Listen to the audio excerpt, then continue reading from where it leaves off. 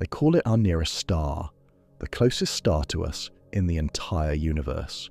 But that word, nearest, might be the biggest illusion in modern astronomy, because nearest was never supposed to mean unreachable.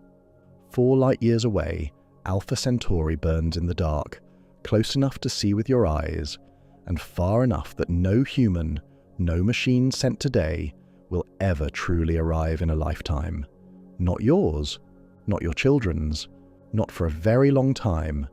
Tonight, we'll walk you through the real numbers and the honest physics behind that distance, and by the end, you will understand that the nearest star is not just a neighbor, it is a reminder of how completely and permanently alone we are. Now get yourself comfortable, hit subscribe, we begin.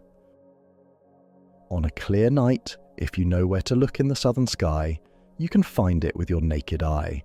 A bright, steady point of light. Unremarkable almost. It sits there the way stars always sit. Patient, ancient, indifferent to the fact that you are watching it. But that particular star is not like the others. That particular point of light is the closest star system beyond our own sun. The nearest thing to a neighbor we have in all of this immensity. And for as long as human beings have looked up and wondered whether we could ever reach another sun, that light has been the answer, or at least the beginning of one. Here is what no one tells you though. The moment you understand how close it actually is, you realize it might as well be on the other side of everything. And to understand what we are actually dealing with, we need to start with what Alpha Centauri actually is, because the first surprise, one most people never encounter, is that Alpha Centauri is not a single star. What looks like one point of light from Earth is, in reality, a family of 3 stars, bound to each other across enormous distances by gravity, slowly performing a dance that began before our sun had even fully formed. Each one its own sun, its own fire, its own possible source of warmth and light for any world circling nearby. Let's talk about each of them. The first is Alpha Centauri A, and if you were designing a star to feel familiar, this one would be the template. Alpha Centauri A is what scientists call a G-type star, the same broad classification as our own sun. Its mass is about 1.1 times that of the sun. Its diameter stretches roughly 22% wider, and it burns slightly brighter, pumping out about 1.5 times the light our sun produces. Picture a bonfire built just slightly larger than the one you know. Same color, same warmth, just a little more of everything. If you were an astronomer somewhere else in the galaxy looking for a star where complex chemistry and liquid water might have a chance, Alpha Centauri A would be on your shortlist. But it does not travel alone. Locked in a shared orbit with A as its companion, Alpha Centauri B, smaller, cooler, dimmer. Where Alpha Centauri A burns with the warmth of a slightly larger sun, B is the quieter presence beside it, an orange dwarf, classified as a K-type star, glowing with roughly half the light output of our sun. Less energetic, but still genuinely sun-like. Still capable, in theory, of keeping a nearby planet warm. These 2 stars, A and B, circle each other in a long, sweeping elliptical path.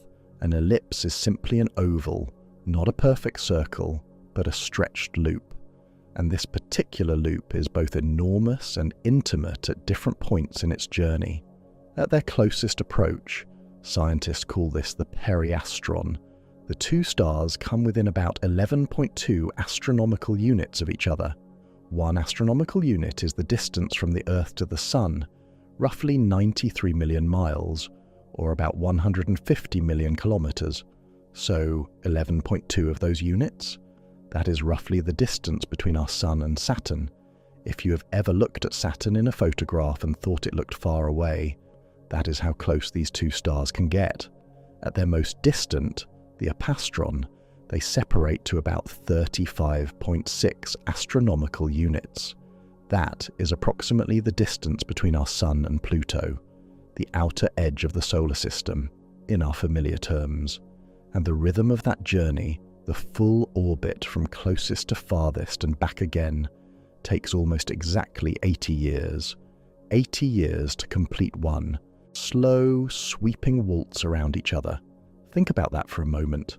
A person born today, living a full and long life, would witness Alpha Centauri A and B complete barely one single orbit. The two stars would spend that person's entire existence moving apart from their most recent closest approach, which happened in August of 1955, and will not return to that same closeness until May of 2035. Imagine watching that from below. If a planet existed in the right position around one of those stars, if you were standing on that planet on a clear day, you would look up and see something no sky on Earth has ever offered. Two suns, not side by side, like something from science fiction, but separated enough to feel distinct. Two sources of warmth and shadow moving at their own pace. The way light falls, the way shadows form, the way a day begins and ends, all of it shaped by two fires, not one. No one has yet confirmed such a planet exists around A or B, but the possibility has never been eliminated, and the James Webb Space Telescope imaged a possible candidate near Alpha Centauri A as recently as 2024, though confirmation is still pending. But neither A nor B is the closest of the three stars to us. That distinction belongs to the third member, Proxima Centauri. The name itself is a clue. Proxima, from the Latin word meaning nearest. It earned that name because out of the entire three-star system, Proxima is the one that sits slightly closer to Earth. Not by much, just a fraction of a light year, but enough to give it the title of the single nearest star to our Sun anywhere in the galaxy. And yet, Proxima could not be more different from its companions. Where Alpha Centauri A is a near twin of our Sun, Proxima is something else entirely. A red dwarf, the most common type of star in the universe, but also among the smallest and the dimmest. Its mass is roughly 1/8 that of our Sun. Its diameter is only about 15% as wide, and the light it produces, only about 1/7 of 1% of what the Sun gives off. Let that settle for a moment. If the Sun were a large stadium floodlight blazing across a field, Proxima Centauri would be a single dim candle sitting in the corner of a room inside that stadium. You would not be able to read by it. You would barely notice it was there. And that dimness has enormous consequences for any world trying to survive around it. Because to stay warm enough for liquid water, the basic requirement as far as we understand life, a planet orbiting Proxima would need to orbit extremely close. We're talking about a distance of roughly 5% of the distance from the Earth to the Sun. That is closer to Proxima than Mercury is to our Sun. A tight, breathless orbit, completed once every 11.2 Earth days. An entire year, an entire cycle around the star, gone in less time than it takes most people to finish a long book. And here is where things become unsettling. When an object orbits that close to a massive body, the gravity of the star begins to do something to the planet's rotation. It tugs at one side more than the other, over millions of years, gradually slowing the planet's spin until it stops rotating independently altogether. The same face locks permanently toward the star. The other face locks permanently away. Scientists call this tidal locking. The Moon is tidally locked to Earth. That is why we only ever see one side of it. But on a planet tidally locked to its star, the consequences are vastly more extreme.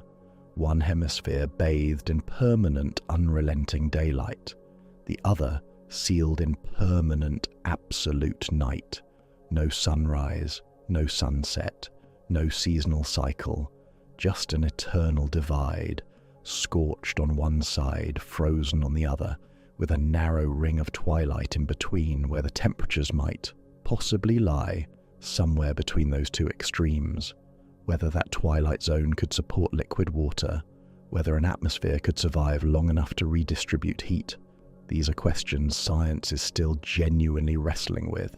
The answer is not certain in either direction, and that uncertainty is part of what makes Proxima so compelling and so haunting at the same time. But here is something that almost never gets mentioned when people talk about Alpha Centauri as a triple star system. Proxima is not close to A and B, not even remotely.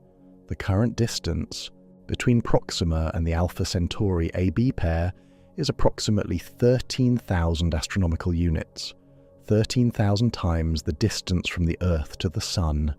At the scale of our solar system, that is like standing at the Sun and trying to reach something that is 430 times beyond the orbit of Neptune. Proxima orbits A and B. Technically, they are gravitationally connected, almost certainly, though the exact nature of that bond was debated for decades and only confirmed to reasonable probability within the last generation of astronomical research.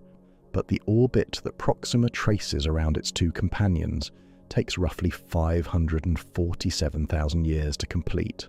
547,000 years ago, the last woolly mammoths had not yet gone extinct. Homo sapiens had not yet left Africa. Our entire recorded history, every civilization, every empire, every war, every invention fits hundreds of times over into just one of Proxima's orbits around its distant partners. And these three stars have been doing this for a very long time. Based on the best current stellar models and multiple independent measurement methods, the Alpha Centauri system is estimated to be approximately 5.3 to 5.4 billion years old. Our Sun, by comparison, is about 4.6 billion years old. So the Alpha Centauri system is meaningfully older. These stars were already burning when our Sun was still forming from collapsing gas and dust. They have been our neighbours through the entire history of Earth, through the first appearance of single-celled life, through the rise and extinction of the dinosaurs, through the emergence of our own species. They were there before us, and they will be there long after. But here is where the story takes a quietly extraordinary turn. For Alpha Centauri A and B, stars broadly similar to the Sun, their expected lifetimes run into the tens of billions of years. Long, almost unimaginable, but bounded. Our Sun, by comparison, has roughly 5 billion years left before it leaves its stable life behind. For Proxima, no such boundary is anywhere in sight. Red dwarfs are the most efficient stars the universe produces because of the way they circulate their hydrogen fuel, mixing it continuously through their cores in a process called convection. Unlike the Sun, which burns only the hydrogen at its center, the lowest mass red dwarfs can sustain nuclear fusion for up to 10 trillion years. 10 trillion years. The universe itself is only about 13.8 billion years old. A red dwarf like Proxima has barely begun. It has consumed only the tiniest fraction of its total available fuel. In terms of stellar lifespan, Proxima Centauri is essentially a newborn, a star that will still be burning, still pouring its faint warmth across any nearby worlds, long after the Sun has swelled into a red giant, consumed the inner planets, and collapsed into a cooling white dwarf. The star we can barely see, the faint, dim one clinging to the edge of the triple system, is the one that will outlast everything. And that is the paradox this system presents. Ancient, patient, impossibly enduring. Our nearest stellar neighbours burning since before life appeared on Earth, destined to burn for trillions of years after everything we have ever built has dissolved back into dust. They are right there, in astronomical terms, within shouting distance, the closest possible first step in any imagined journey between the stars. And yet, not one human being, not one machine we have ever built, not one signal we have ever sent has reached them. We have never stood on a world orbiting another sun. We have never sampled the light of Alpha Centauri from close range. We have never gotten close enough to resolve the detail of a single one of their planets. if any, exist. We have watched them, we have measured them, we have named them, written about them, aimed our dreams at them for centuries, and they remain exactly as far away as they have always been. Here is why that matters. When astronomers describe Alpha Centauri as nearby, they are using a word that belongs to a completely different scale than the one human beings inhabit. Nearby, in their language, means something profoundly different from nearby in ours.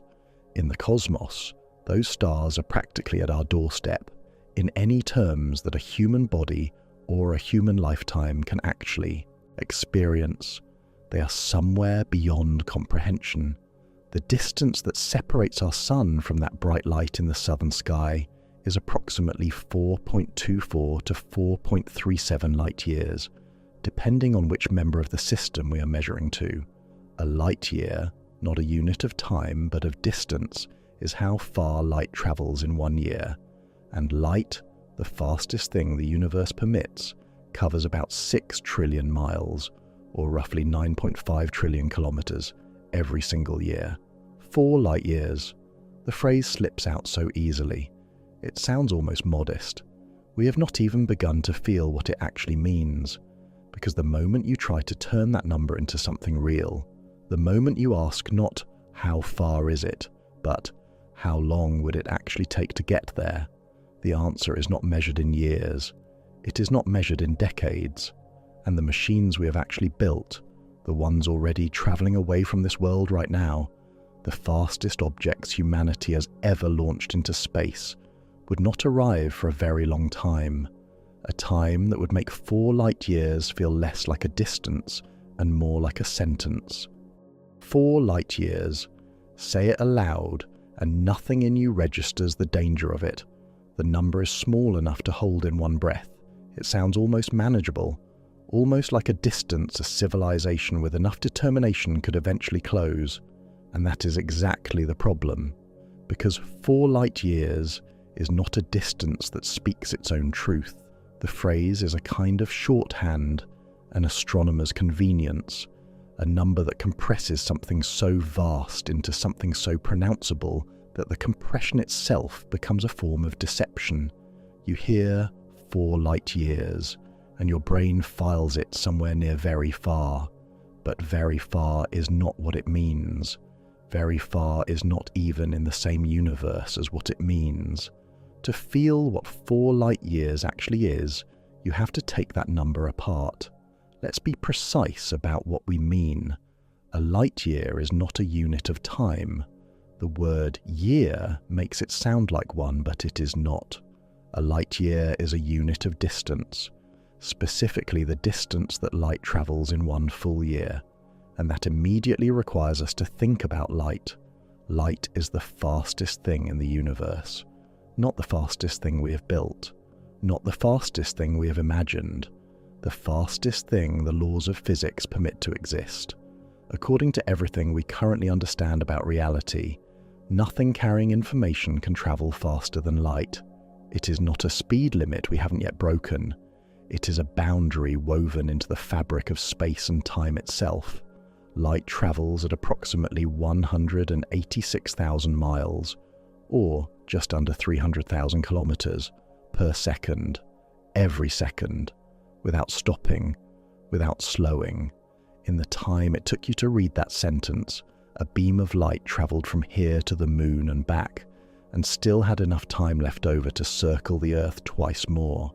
In 1 year, in 365 days of continuous travel at that speed, light covers approximately 5.88 trillion miles, or 9.46 trillion kilometers. That is 1 light year. 1. Proxima Centauri sits approximately 4.24 light years from Earth. Alpha Centauri A and B are slightly farther, about 4.37 light years. These are the nearest stars beyond our own sun, the closest anything gets, out there, to being our neighbor. Now, multiply. 4.24 multiplied by 5.88 trillion. The answer is roughly 25 trillion miles, or about 40 trillion kilometers. 25 trillion miles. That is the distance to the nearest star. Try to feel that number for a moment. Not just understand it, feel it. If you drove a car at highway speed without stopping, no sleep, no fuel breaks, no rest, the trip to Proxima Centauri would take you approximately 47 million years. To put that in perspective, 47 million years ago, the grand ancestors of modern whales still had legs and walked on land. Humans wouldn't evolve for another 45 million years. You would be driving across generations of entire geological epochs. Still not landing? Try this. Light, the thing that crosses the Earth 7 times per second, takes 4 full years to make that journey. 4 years of travelling at the maximum speed the universe allows, and it still has not arrived. Not in a weekend, not in a generation. 4 uninterrupted years, moving faster than anything that has ever existed. That is what 4 light years actually means. But there is something even stranger embedded in this distance. Something that goes beyond the miles, beyond the travel time, and into something more quietly unsettling. When you look at Alpha Centauri tonight, if you are somewhere in the southern hemisphere where it is visible, you are not seeing it as it is now. You are seeing it as it was 4 years ago. The light entering your eyes at this moment left that system in the past, before tonight's date existed on any calendar, and has been crossing empty space ever since. If something catastrophic happened to the Alpha Centauri system this morning, if Alpha Centauri A suddenly went dark, if a collision reshuffled the entire triple system, we would not know. Not today. Not this year. The information is travelling toward us right now at the speed of light, and we will not receive it for 4 more years. Distance at these scales is not just empty space, it is delayed knowledge. It is a gap between reality and our awareness of reality, a gap so wide that events of enormous consequence could occur in our nearest neighbour system and remain completely invisible to us for years. Every star in the sky is a message from the past. Every point of light is history, not news, and the closer the star, the more recent the history. But even our closest neighbour speaks to us only in words that are 4 years old. For most of human history, we had no idea how far away any star was, not even roughly, not even by order of magnitude. Ancient astronomers watched the sky with extraordinary care. They catalogued stars, named them, built entire civilizations of meaning around their positions and movements. The people of ancient Egypt and Greece knew Alpha Centauri, or rather, they knew the bright light we call Alpha Centauri, as a fixed, brilliant presence in the southern sky. For them, it was simply one of the brighter stars, its position noted, its behavior observed, its distance entirely unknown. Early cosmological models placed the stars just beyond the planets, a thin shell of lights at the edge of a finite universe. In this picture, the stars were not distant suns at all. They were decorations, nearby, fixed, eternal. There was no reason to think otherwise, because no instrument existed that could reveal how wrong this assumption was. The problem was a concept called parallax. Parallax is the slight apparent shift in a nearby object's position against a distant background when you view it from 2 different angles. Hold your thumb up in front of your face and close each eye alternately. Your thumb seems to jump against the background.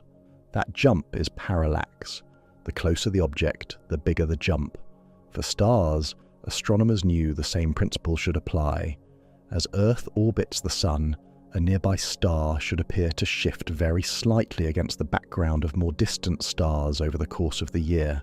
Measure that shift, apply basic geometry, and you have the distance. The problem was the size of that shift. Stars are so far away that even the nearest ones shift by an almost incomprehensibly small amount. We are talking about fractions of an arcsecond, where 1 arcsecond is 1/3600th of a single degree. To understand how small that is, if you stretched a human hair across your field of vision at a distance of 70 kilometers, roughly 43 miles away, the width of that hair as seen from that distance, would be approximately 3/10,000ths of an arc-second. The parallax shift of even the nearest stars falls in that range. The instruments of the 17th and 18th centuries simply could not detect it. Astronomers tried repeatedly and came up empty, not because the shift wasn't there, but because their tools were not fine enough to catch something so vanishingly small. By the early 19th century, the race to be first was fierce. In 1832, a Scottish astronomer named Thomas Henderson arrived at the Royal Observatory at the Cape of Good Hope in South Africa. His mission was to catalogue southern stars, but an assistant soon pointed out something intriguing. Alpha Centauri had what astronomers call a large proper motion, meaning it moved perceptibly against the background stars over time. That movement, they reasoned, was probably a sign of closeness. Close objects move more against distant backgrounds. Alpha Centauri might be near enough to measure. Henderson made careful observations over 13 months. When he returned to Scotland and eventually worked through his data, he found a real parallax shift, evidence that Alpha Centauri was measurably close. His calculated distance was impressively near the modern value. But Henderson hesitated. He doubted the accuracy of some of his instruments. He worried about being wrong in public, especially after earlier false claims of parallax had embarrassed other astronomers. He sat on his results. He waited. He refined. He hesitated some more. In November of 1838, a German astronomer named Friedrich Wilhelm Bessel announced something extraordinary. Working at the Königsberg Observatory in Prussia, using a specialized telescope called a heliometer that allowed him to measure tiny angular separations with unusual precision, Bessel had spent over a year carefully tracking a dim, fast-moving star in the constellation Cygnus, a star called 61 Cygni. The measurements were painstaking, night after night, season after season, charting a shift so small it amounted to just over 3/10ths of an arc-second. But it was real, and it yielded a distance. Bessel announced that 61 Cygni lay roughly 10.4 light-years away, the first confirmed measurement of the distance to any star other than the Sun. John Herschel, one of the leading astronomers of the era, later called it, in his words, the greatest triumph practical astronomy had ever witnessed. When Henderson heard the news, he finally moved.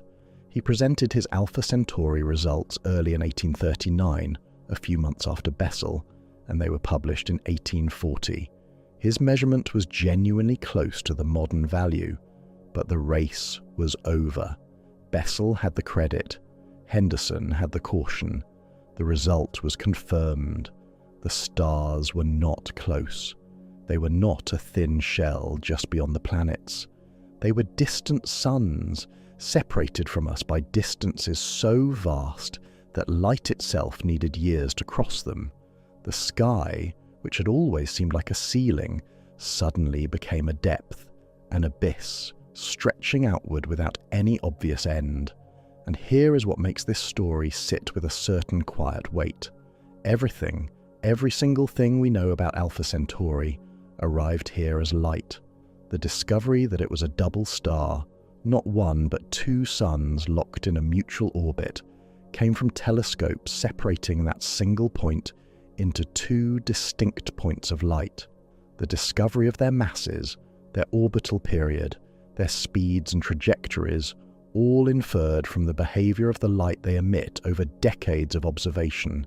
The knowledge that Alpha Centauri A is slightly larger than our Sun, that B is a cooler orange companion, that Proxima is a faint red dwarf nearly invisible without a telescope, all of it reconstructed from photons, tiny packets of electromagnetic energy that traveled 25 trillion miles across vacuum, entered an instrument we built, and were decoded by the mathematics we developed. Modern spectroscopy, the science of analyzing the precise wavelengths of light a star emits, has told us the chemical composition of these stars, their temperatures, their ages, their magnetic activity, all from light alone. We have never sent anything there, no probe, no signal that has arrived, No sample of their material has ever reached us. We have never touched, tasted, smelled, or stood inside the Alpha Centauri system. Every fact in every paper ever published about our nearest neighbours was extracted from light that travelled 4 years to reach a lens pointed at the sky. We know these stars the way you might come to know a house across a very wide river, by watching its lights through the fog night after night, over years and decades, inferring the lives being lived inside from the glow in the windows and the patterns it makes. You have never crossed. You have never knocked. Everything is inference, inference built upon light. And this is where the old analogy, the idea of Alpha Centauri as our cosmic neighbour, the house next door, begins to collapse under its own weight. Neighbours, in the human sense, share a street. They are close enough to borrow things from, close enough that a shout could reach them, close enough that if something went wrong on their side of the fence, you would know about it the same day. Alpha Centauri fails every one of those tests. A shout, or rather a radio signal, which travels at the speed of light, takes 4 years to arrive. A return message takes 4 more. A conversation, a genuine back-and-forth exchange, requires a minimum of 8 years per cycle. Ask a question in the year 2025, receive an answer in 2033, reply in 2033, receive the response to your reply in 2041, and that is just communication. Travel, at any speed we have ever achieved, is not measured in years or decades. As we are about to understand, the number involved is something else entirely. What Bessel and Henderson gave us, what parallax gave us, and what every photon that has ever reached us from that system confirms, is not the comforting picture of a neighbour. What they gave us is the precise measurement of a gulf, a verified, reproducible, mathematically certain gulf between here and the nearest thing that resembles another sun. The number is 25 trillion miles, or 40 trillion kilometres. The gap between what that number means and what our language makes it sound like, that gap is what this whole story is actually about. Because knowing the distance is one thing. Confronting what that distance means for anything we could actually launch, any machine we have ever built, any speed we have ever achieved, is something different. Something that does not resolve the way you might hope. We have already sent objects into interstellar space. More than one. Machines launched decades ago that have now crossed beyond the reach of the sun's protective bubble and are drifting outward into the dark between the stars. How far have they gotten? The answer is almost more unsettling than the distance itself. So, we have already sent things out there.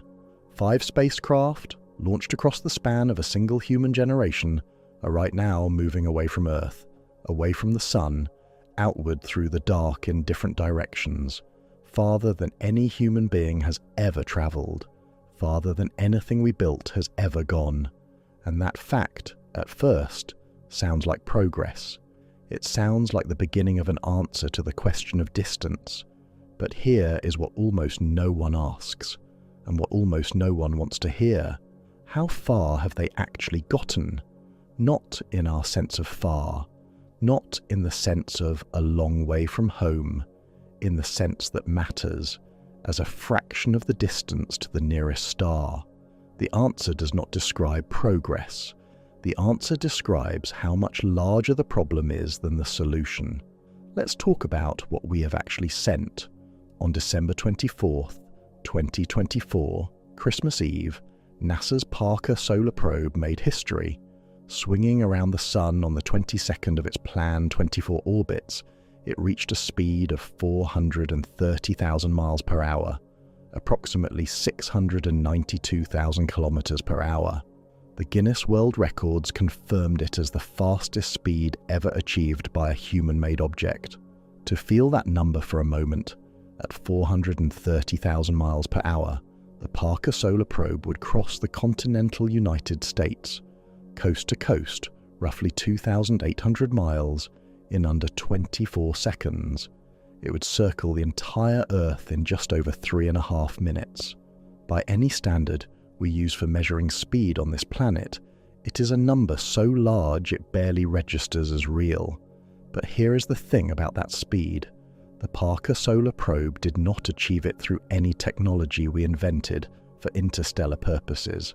It achieved it the same way a skydiver accelerates toward the ground, by falling, by using the sun's own enormous gravity to pull the spacecraft inward, closer and closer to the solar surface, converting gravitational energy into velocity.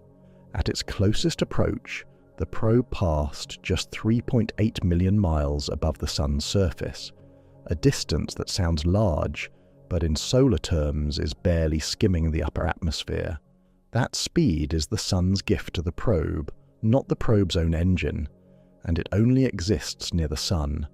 Out in the direction of Alpha Centauri, coasting through interstellar space with no star to fall toward, the probe would slow to a fraction of that peak.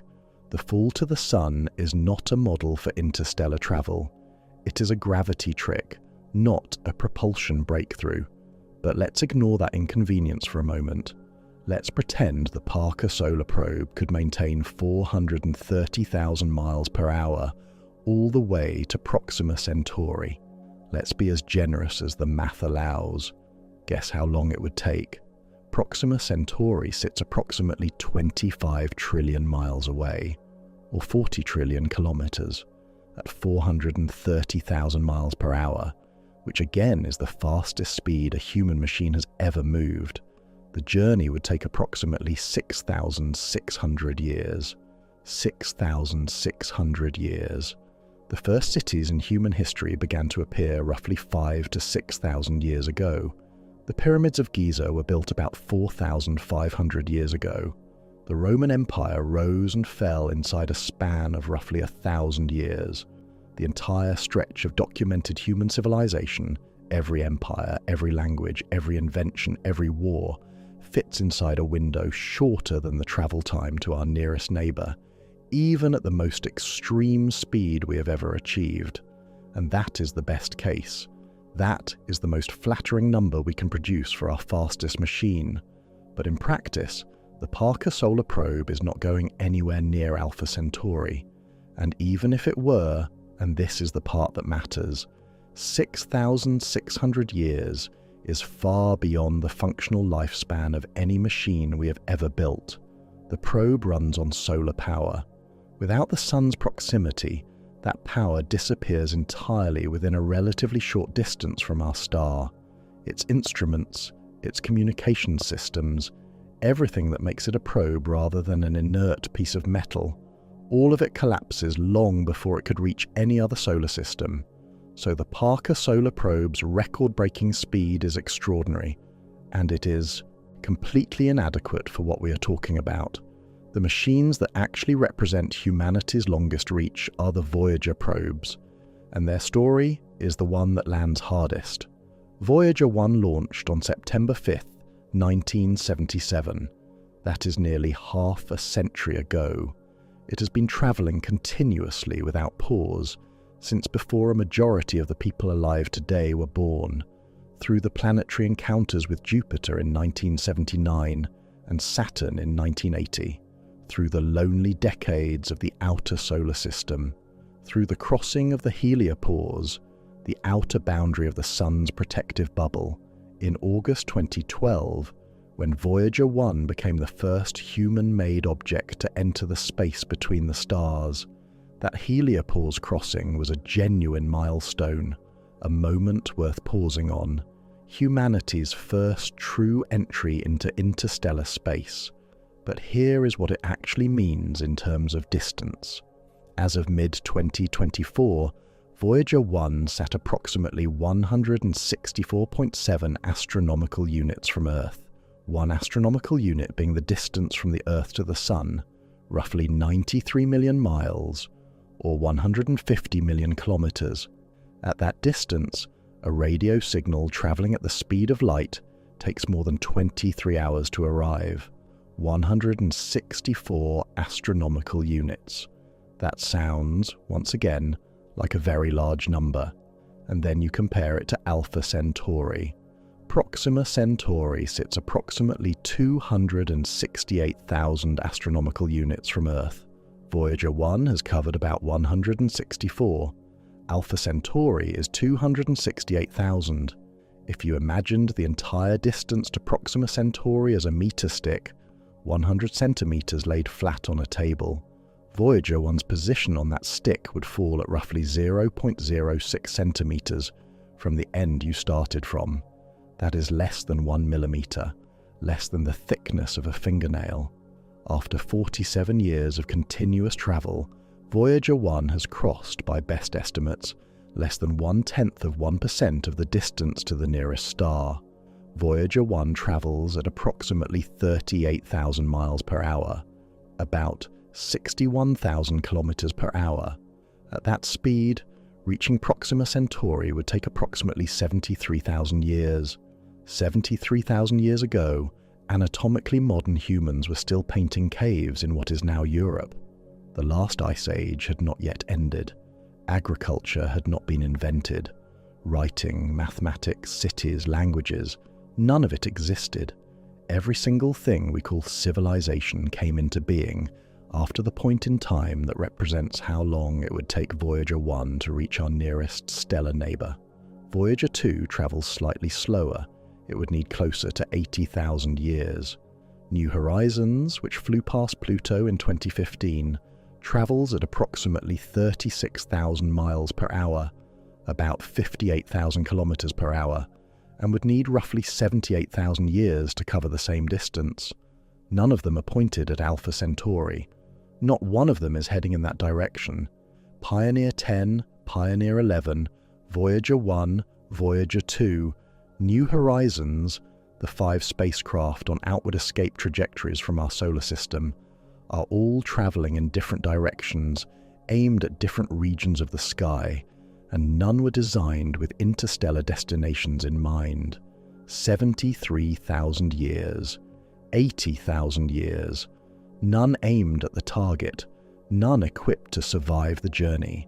And this is the part that sits with a quiet, lasting weight.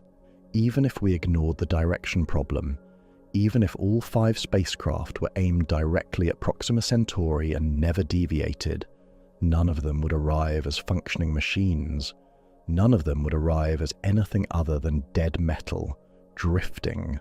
The power sources on the Voyager probes are radioisotope thermoelectric generators, devices that generate electricity from the heat of decaying radioactive material, specifically plutonium-238. The power output of each Voyager has been declining steadily since launch, dropping by about 4 watts per year. To conserve what remains, NASA has been systematically shutting down instruments for years. The cameras went dark in 1990. Science instruments have been switched off one by one. In April 2026, engineers deactivated Voyager 1's low-energy charge particles experiment. Another instrument gone, another reduction in the machine's ability to perceive its environment. By the 2030s, based on current projections, both Voyagers will have exhausted their ability to power any instruments at all. The transmitters will go silent. The machines will still be moving. Physics guarantees that, but they will be deaf, blind, and mute, traveling at the same speed in the same direction for tens of thousands of years more. Radiation accumulates across those timescales, degrading materials that no engineer can repair. Micrometeoroids, tiny particles moving at extreme speeds in the interstellar medium, erode surfaces across millennia without any protection. The electronics inside, never designed for anything beyond a few decades of operation, would be long destroyed by any rational calculation of material science. Whatever arrives near another star system in some far distant future, if anything survives the journey at all, will be an object that no longer knows what it is. A relic, an artifact, something that carries the faint ghost of human engineering without any living function remaining inside it. And there is something in this that the golden record, the 12-inch gold-plated copper disc attached to each Voyager spacecraft, assembled under the direction of Carl Sagan in 1977, seems to understand, even if no one said it aloud at the time. The golden record contains 116 images of life on Earth, 27 musical tracks from cultures around the world, greetings in 55 human languages, including the sound of a child's voice, the songs of humpback whales, the sound of rain, surf, thunder, laughter, and footsteps, a map to our location, encoded in pulsar positions, instructions for how to play the record, etched in symbols intended for minds that do not share our language. It is one of the most beautiful objects humanity has ever made, and Carl Sagan described its purpose simply: it is a message in a bottle thrown into a cosmic ocean. What he did not say, what perhaps he chose not to say, is that a message in a bottle is not a plan. A message in a bottle is an act of hope in the face of distances you cannot cross yourself. You throw it in because you cannot go. The bottle is not a vehicle. The bottle is an admission. The golden record is not navigational. The golden record is emotional. And the distinction matters because it tells us something important about where we actually stand. Voyager 1 is currently about 15.8 billion miles from Earth. Alpha Centauri is about 25 trillion miles from Earth. Voyager 1 has covered roughly 0.06% of the distance. After 47 years of flight at speeds no human has ever matched in a crewed vehicle. We have barely crossed the threshold of our own solar system. The heliopause, the boundary Voyager 1 crossed in 2012, where the sun's solar wind gives way to the interstellar medium, is sometimes described as the edge of the solar system. Scientists at the time used phrases like entering interstellar space. It was covered as a historic moment, and it was. But interstellar space and between the stars are not the same thing as close to another star. The heliopause is roughly 120 astronomical units from the Sun, a boundary where the Sun's charged particle influence fades. Beyond it lies the vast, cold, largely empty medium between stellar systems. But the Oort cloud, the vast shell of icy objects gravitationally bound to our Sun that represents its true outer edge, extends perhaps 20,000 to 100,000 astronomical units outward. Voyager 1 will not even encounter that cloud for another 300 years or so, and crossing through it will take another 30,000 years beyond that. The heliopause crossing is not the end of the solar system. It is, if anything, the end of the beginning of the solar system. The interstellar medium is not the destination. It is the corridor, and the corridor is longer than almost anyone intuitively grasps. Imagine a vast ocean. Voyager 1 has waded past the shallows near the beach. The far shore, Alpha Centauri, is not visible. In fact, measured proportionally, the far shore is so distant that wading past the shallows carries almost no navigational meaning at all. And this leaves us with the only honest conclusion current technology permits.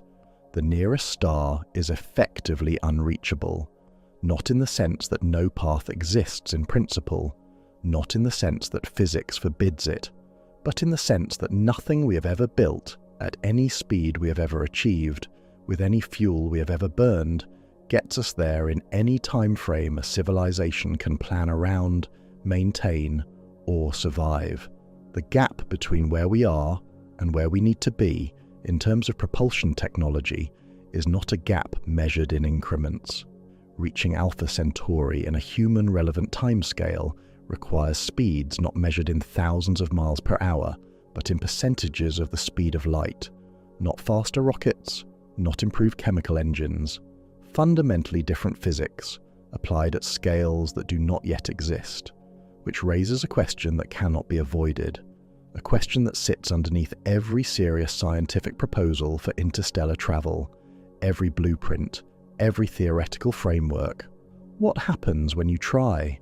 What happens when you imagine building something that actually moves at 1% of light speed, or 10%, or 20%?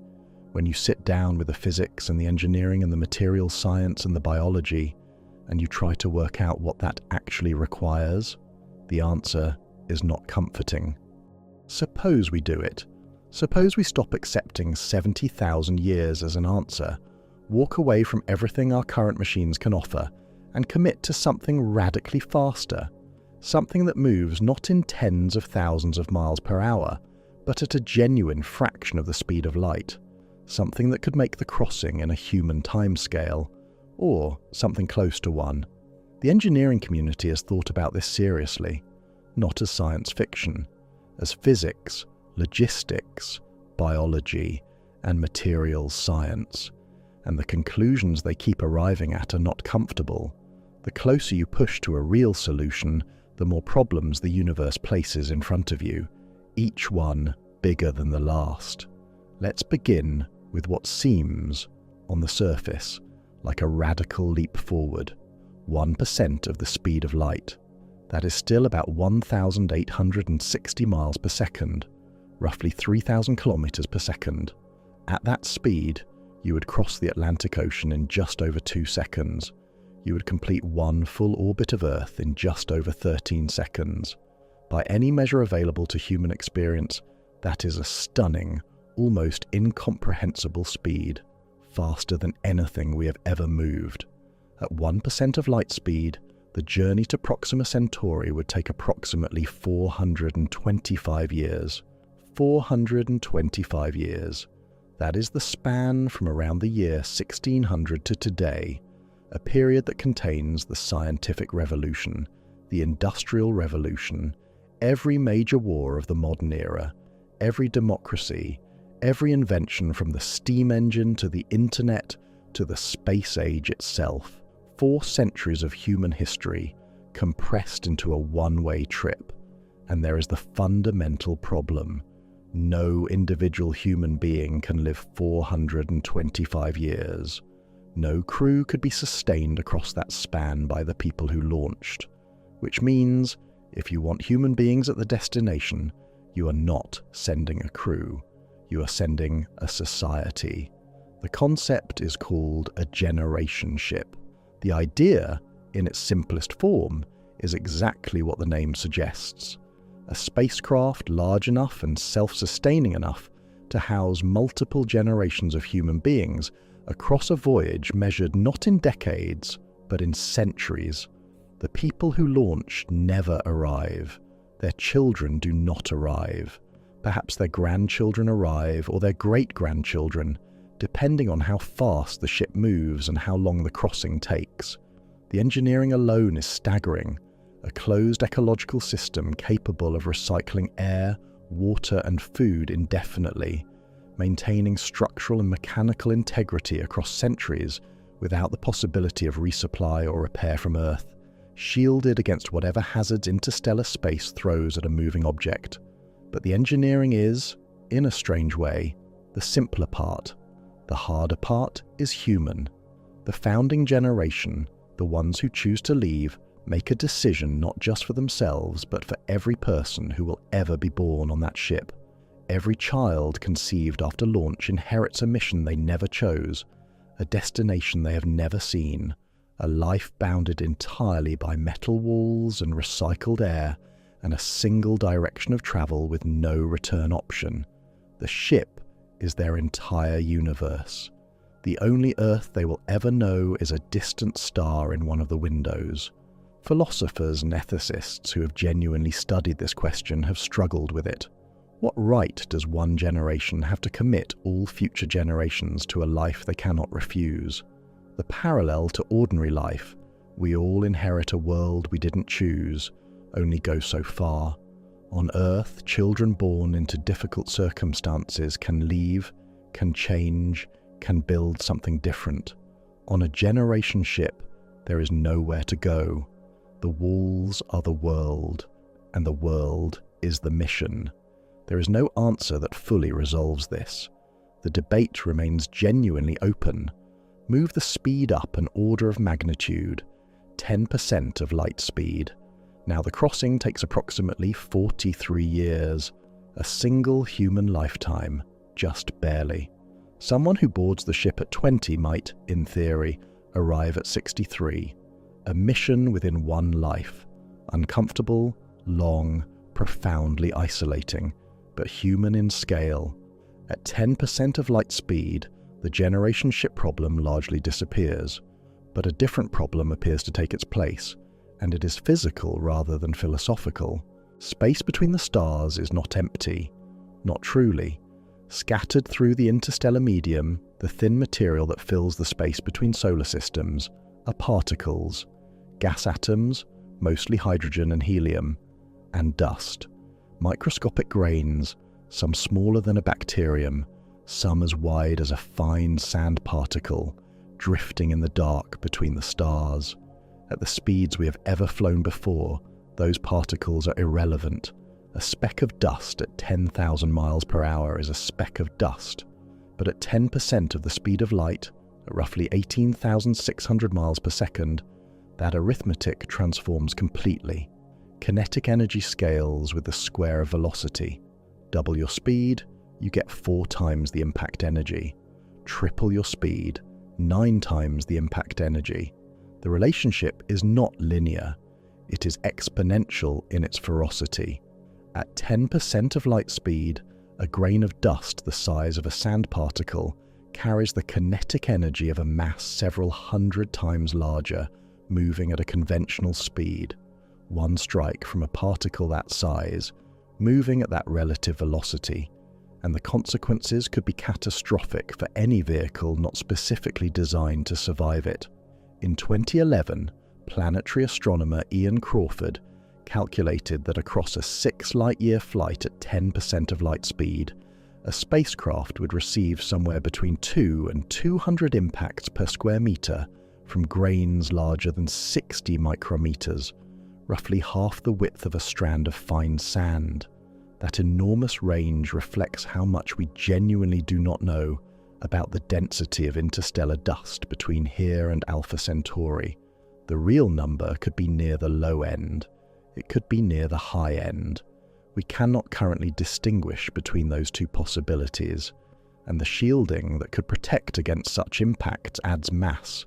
More mass means more propellant to accelerate it. More propellant is itself more mass that must be accelerated. This is the beginning of a trap that has no clean exit. The trap has a name. Scientists call it the tyranny of the rocket equation, first derived by the Russian mathematician Konstantin Tsiolkovsky in 1897. The principle, translated out of mathematics and into plain language, is this. To accelerate any mass to a high speed, you need propellant, but that propellant is itself mass. And to carry that propellant, you need more propellant. And to carry that extra propellant, you need more still. The relationship between speed and required fuel is not a straight line, it is exponential. As your target speed rises, the required fuel mass does not simply scale up, it multiplies, catastrophically. Picture this. You want to launch a spacecraft with the dry mass of a large aircraft, maybe 50 metric tons of structure, engines, crew systems, and cargo. To push that mass to a significant fraction of light speed with a conventional chemical rocket, like the engines that took us to the moon, the fuel required would exceed the mass of the observable universe. That is not an exaggeration for dramatic effect. That is the actual output of the mathematics. The rocket equation, applied to interstellar velocities with chemical propellant, produces answers that are physically impossible, which is why serious proposals for interstellar travel have always required fundamentally different energy sources.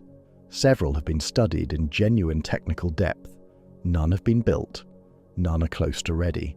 Nuclear pulse propulsion, the concept explored under Project Orion beginning in the 1950s, envisioned detonating a series of small nuclear devices behind a spacecraft and riding the successive shockwaves outward. The physics works, in the sense that the energy available from nuclear reactions is vastly greater than from chemical combustion. Theoretical models suggested nuclear pulse drives could potentially push a large vehicle to between 3 and 10% of light speed, but the fuel is still on board. The rocket equation still applies, though less brutally, and the legal and political landscape around detonating nuclear devices in space, even for propulsion, has never been navigated. Fusion propulsion takes the energy source a step further, using the controlled fusion of hydrogen isotopes, the same process that powers stars. Project Daedalus, a detailed engineering study produced by the British Interplanetary Society in the 1970s, proposed a fusion-powered interstellar probe that could theoretically reach 12% of light speed. More recent studies have extended these frameworks, but sustained controlled fusion, the kind that could power a starship, remains something humanity has been approaching for decades without quite achieving. The engineering challenges at interstellar scale multiply considerably beyond what any laboratory currently manages. Antimatter propulsion is, in pure energy terms, the most efficient option that physics allows. Matter and antimatter, when brought together, annihilate each other completely, converting 100% of their combined mass into pure energy. No chemical reaction, no nuclear reaction approaches that efficiency. The problem is production. The world's most powerful particle accelerators currently produce antiprotons at a rate measured in nanograms per year. A nanogram is 1/1000th of a gram. A small paper clip weighs about a gram. The antimatter production capacity of the entire human civilization, running continuously, would need millions of years to accumulate enough antimatter for a meaningful interstellar mission. The energy source that would theoretically work best is, in practice, all but inaccessible at any scale we can currently imagine. Laser sails offer a different architecture entirely, one that removes the onboard fuel problem by removing the fuel altogether. The idea, given serious scientific attention through the Breakthrough Starshot initiative, is to propel a very small, very light spacecraft, a wafer-thin sail attached to a gram-scale chip of instruments, using an enormously powerful array of ground-based or space-based lasers. The photons from those lasers push the sail. No onboard propellant needed. Theoretical models suggest this approach could, in principle, accelerate a sufficiently light sail to 20% of light speed. At 20% of light speed, the crossing to Proxima Centauri takes approximately 21 years. 21 years? That sounds almost manageable, almost reachable. But 20% of light speed does not solve the hazards. It intensifies them.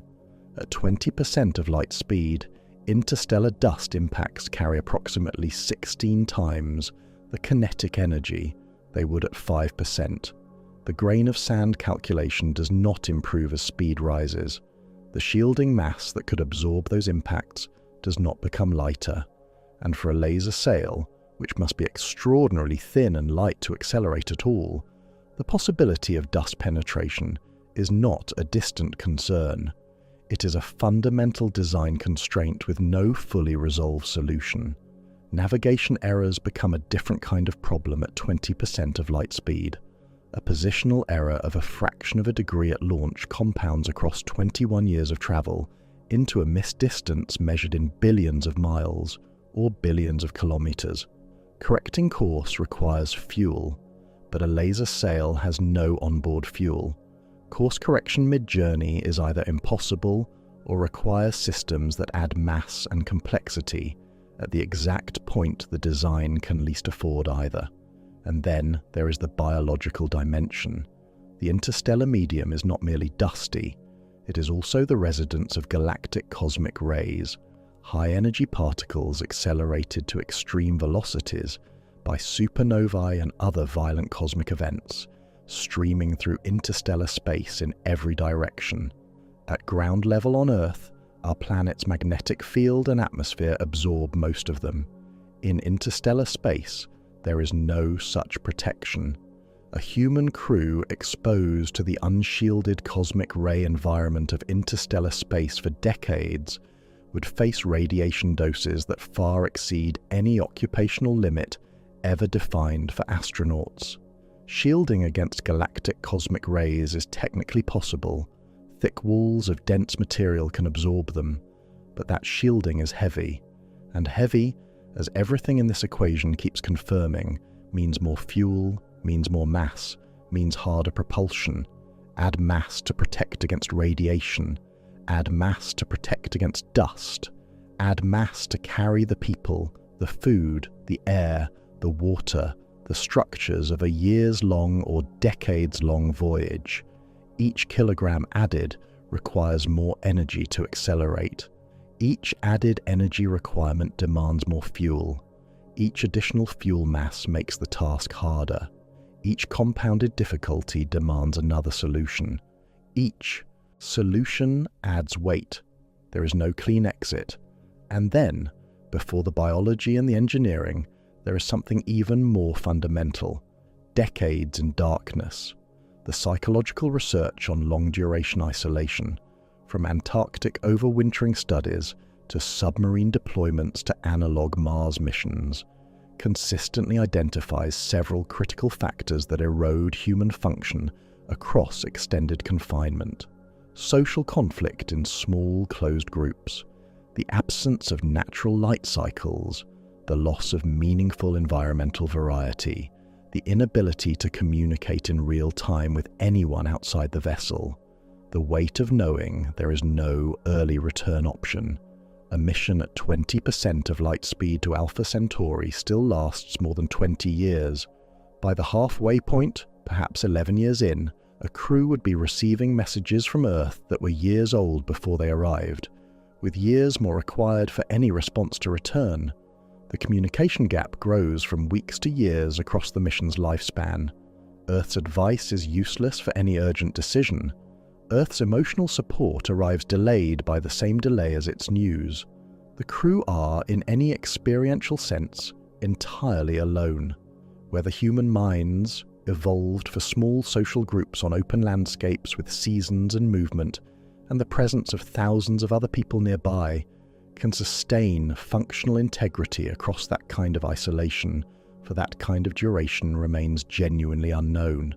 No study has approximated those conditions. No data exist.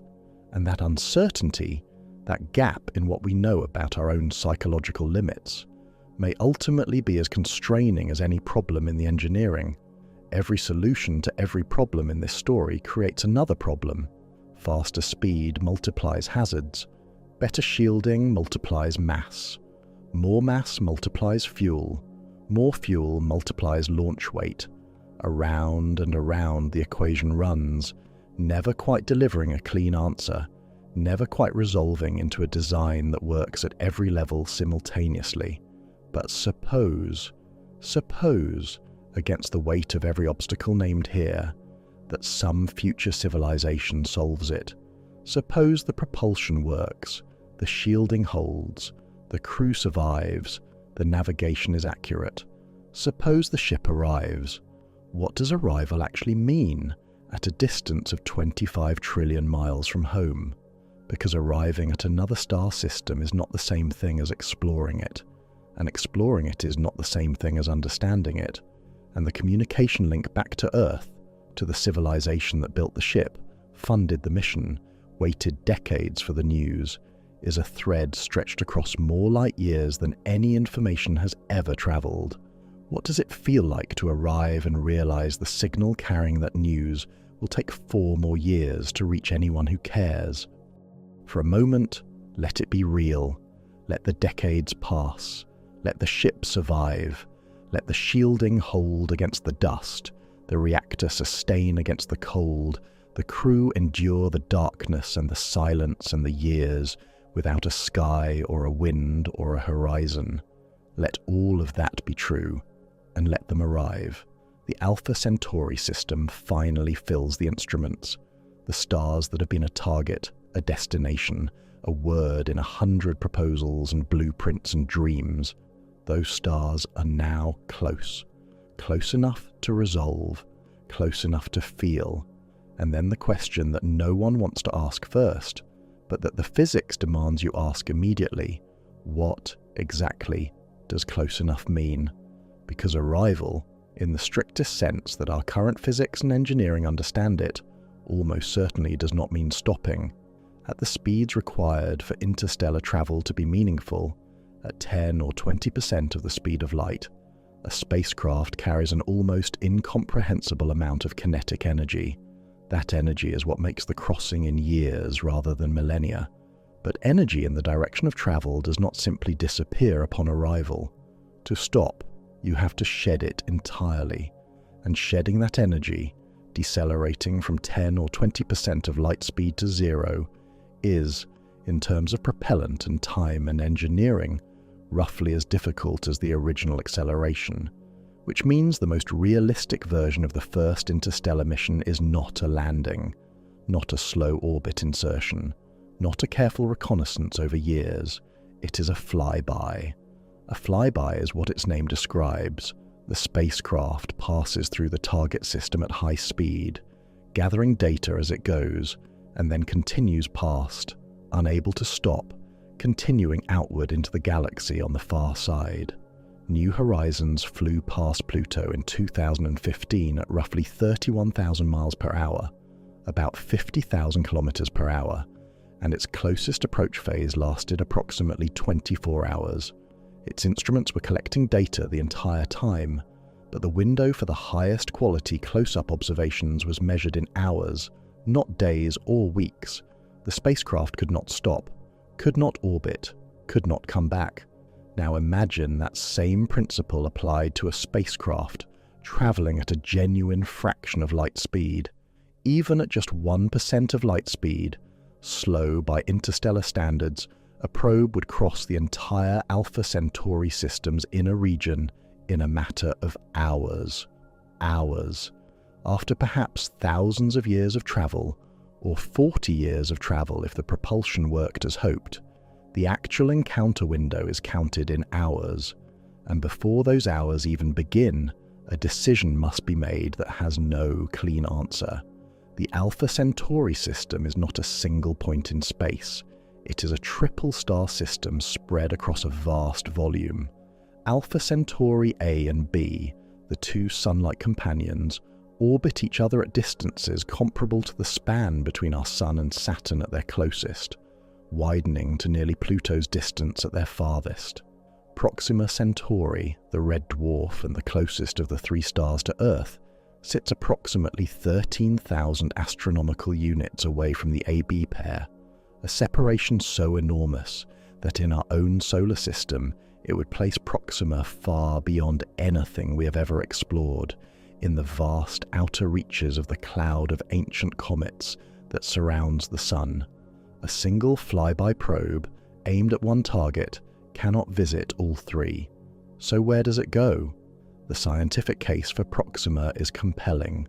In 2016, a team led by Guillaume Anglada-Escudé at Queen Mary University of London announced the discovery of Proxima Centauri b, a planet orbiting in Proxima's habitable zone with an orbital period of 11.2 days and a minimum mass only slightly greater than Earth's. The detection was confirmed through precise radial velocity measurements using the European Southern Observatory's instruments in Chile, and reinforced by follow-up studies using the espresso spectrograph. Later analysis also identified a candidate second planet, Proxima d, on an even shorter orbit. Proxima b became, overnight, the closest known potentially temperate exoplanet to Earth. Whether it is habitable, whether it has an atmosphere, whether liquid water could persist on its surface, whether the relentless flares from its red dwarf star have long since stripped away any protective envelope, remains genuinely unknown. No instrument currently exists that can answer these questions from Earth. The answers require close observation. They require the kind of data that only proximity provides. But Proxima is not near Alpha Centauri A and B, not in any practical sense. A probe aimed at Proxima arrives at Proxima, and the AB pair sit many thousands of astronomical units distant on a different trajectory.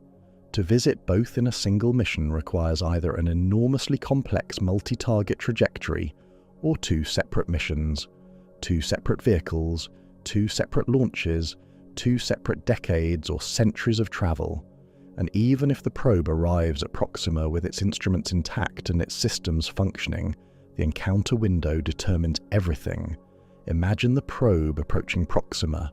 The star grows in the instruments. The planet, if the instruments are sensitive enough, begins to resolve. Its atmospheric signature, its reflected light, the presence or absence of water vapor, carbon dioxide, oxygen, the chemical markers that, from a distance of 25 trillion miles, we call biosignatures. The window for close observation at flyby speeds lasts, at best, hours. During those hours, the probe's instruments work simultaneously at maximum capacity. Cameras capturing images at the highest resolution the optics permit.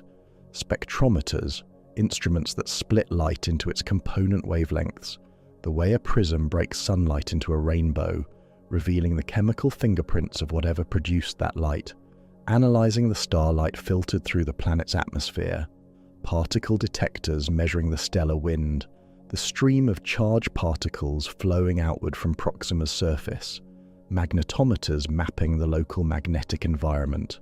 If the planet transits, passes across the face of the star from the probe's vantage point, the atmosphere can be sampled more richly still. All of this in hours. All of this from a vehicle moving so fast that the planet, the star, and the entire encounter region shrink back into the distance before Earth has received even the first confirmation that the probe survived the approach. Because here is the timing that lands hardest. The probe arrives at Proxima. Its instruments begin their encounter sequence. Those instruments collect data, extraordinary data, the first close-up observations of another planetary system in human history. The probe encodes that data and transmits it as a signal toward Earth at the speed of light. That signal travels 4.24 years before it arrives. By the time the first data reaches Earth, the probe has long since passed through the system.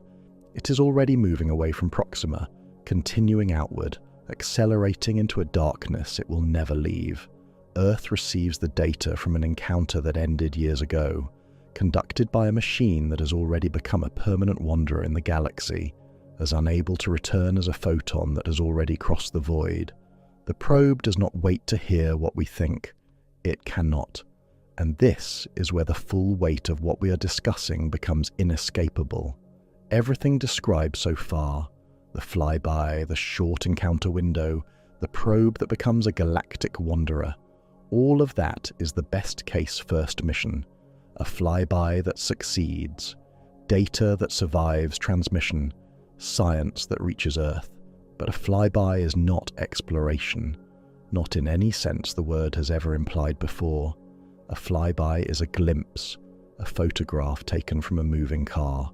We do not call New Horizons' Pluto encounter an exploration of Pluto. We call it a reconnaissance, the first reconnaissance, the beginning of knowledge that will require more missions to deepen. Real exploration of Alpha Centauri means stopping, means orbiting, means extended observation over months or years, not hours, means, eventually, descent, if any surface is worth descending to. Stopping requires shedding the velocity of interstellar cruise. If a probe arrives at 10% of light speed, it must lose nearly all of that speed to enter orbit. That cancellation, decelerating from tens of thousands of kilometers per second to orbital velocity, requires either onboard propellant equivalent in mass to the original launch fuel, or some external force that the target system itself provides. Several concepts exist. Each one comes with conditions that reduce its certainty. Magnetic sails are perhaps the most studied, a large, superconducting loop, kilometers in diameter, that generates a powerful magnetic field. Ionized particles from the interstellar medium or the target star's stellar wind are deflected by that field, and each deflection transfers momentum from the particles to the sail, producing a drag force that gradually slows the spacecraft. Professor Claudius Gross at Goethe University Frankfurt and others have studied this in detail. The physics is sound for low-speed craft, but for a vehicle arriving at 20% of light speed, The required magnetic sail would need to be so large and so massive that the mass-to-deceleration ratio becomes enormously challenging. The slower the probe, the more feasible the sail. But the slower the probe, the longer the journey. Stellar wind braking offers a related option, using the radiation pressure and particle flux from the target star itself to slow the incoming vehicle. Physicist René Heller at the Max Planck Institute for Solar System Research proposed in 2017 that a probe arriving at Alpha Centauri could use the combined radiation from Alpha Centauri A and B to decelerate a light sail, the same sail used for acceleration from Earth's side being turned to face the destination. The numbers work, just barely under optimistic conditions, for a very small, very light probe. For a human-rated vehicle carrying life support, shielding, and crew, the mass budget collapses immediately. Aerobraking, using a planet's atmosphere as a brake by passing through it at high speed, is a technique we already use at Mars and Earth, but it requires a gas giant or other dense atmosphere world in the right orbital position at exactly the time of arrival. Whether any such body exists in the right configuration in the Alpha Centauri system is currently unknown, and even if one exists, arriving at exactly the right angle and speed to aerobrake without disintegrating is a precision challenge of a different order than any mission yet attempted. And there is the deeper problem. Even if braking works, even if the probe slows, captures into orbit, begins genuine reconnaissance, the communication link back to Earth remains a thread stretched across more than 4 light years. Think about what communication across 4 light years means in practice. At the start of an interstellar mission, the delay is small, minutes, then hours, then days as the spacecraft recedes. For the first weeks and months, the experience roughly resembles communicating with deep space probes in the outer solar system. Delayed, but workable. Mission controllers send instructions, the spacecraft executes them, telemetry returns, corrections are made. By the halfway point of a journey to Alpha Centauri, the delay is measured in years. A question sent from Earth takes 2 years to arrive. The answer returns after 2 more. A single exchange of problem and solution requires 4 years minimum. No urgent decision waits 4 years for guidance. No system failure can be diagnosed across a delay that spans seasons. The crew, or the probe's autonomous systems, must be capable of managing anything that arises entirely on their own, because Earth's advice will always be 4 years out of date by the time it arrives. At arrival, the situation deepens. A signal confirming successful deceleration reaches Earth 4.24 years later. Earth's celebration and response returns 4.24 years after that. A genuine back-and-forth exchange about what the instruments are seeing takes nearly 9 years per cycle. The civilization that launched the mission will have aged 9 years before hearing back on a single question. For a human crew at Alpha Centauri, Earth is not home. Earth is a voice from the past. A message that left 8 or 9 years ago describes a world that has changed since then in ways the crew cannot know. Events that happened years ago on Earth remain unknown to them.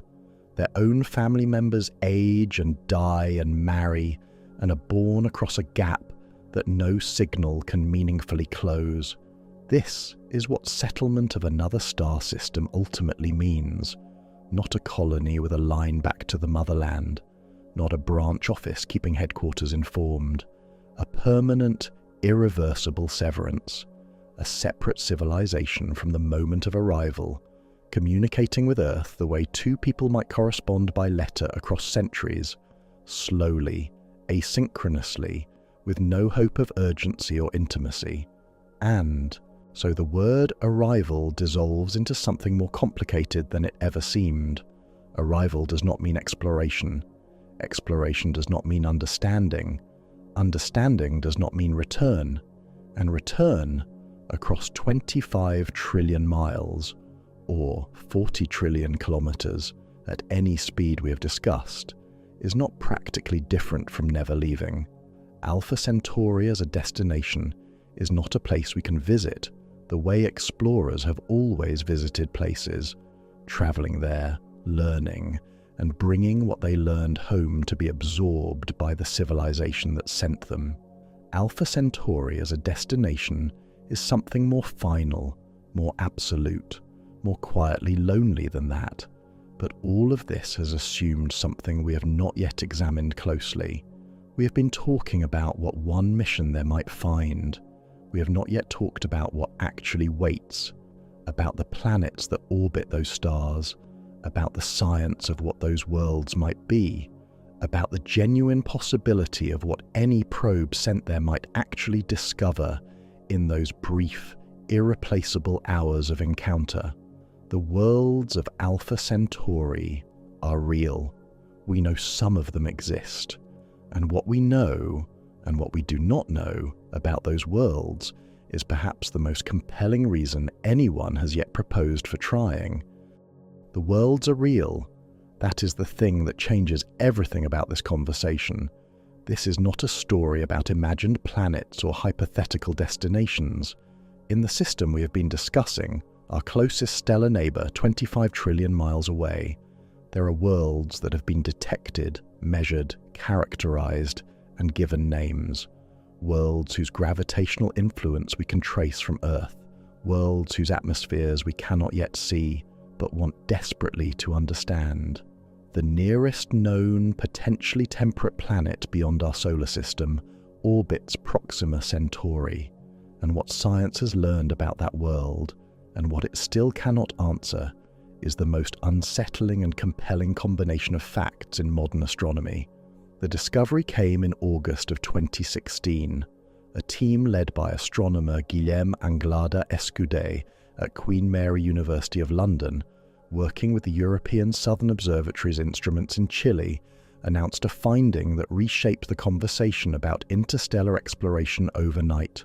Using the HARP spectrograph, an instrument designed to detect the subtle wobble that an orbiting planet induces in its parent star's motion, they had found a signal, a regular, repeating variation in Proxima Centauri's radial velocity, the speed at which it moves very slightly toward and then away from Earth, with a period of 11.2 days. Radial velocity is one of the most powerful tools astronomers have for detecting planets.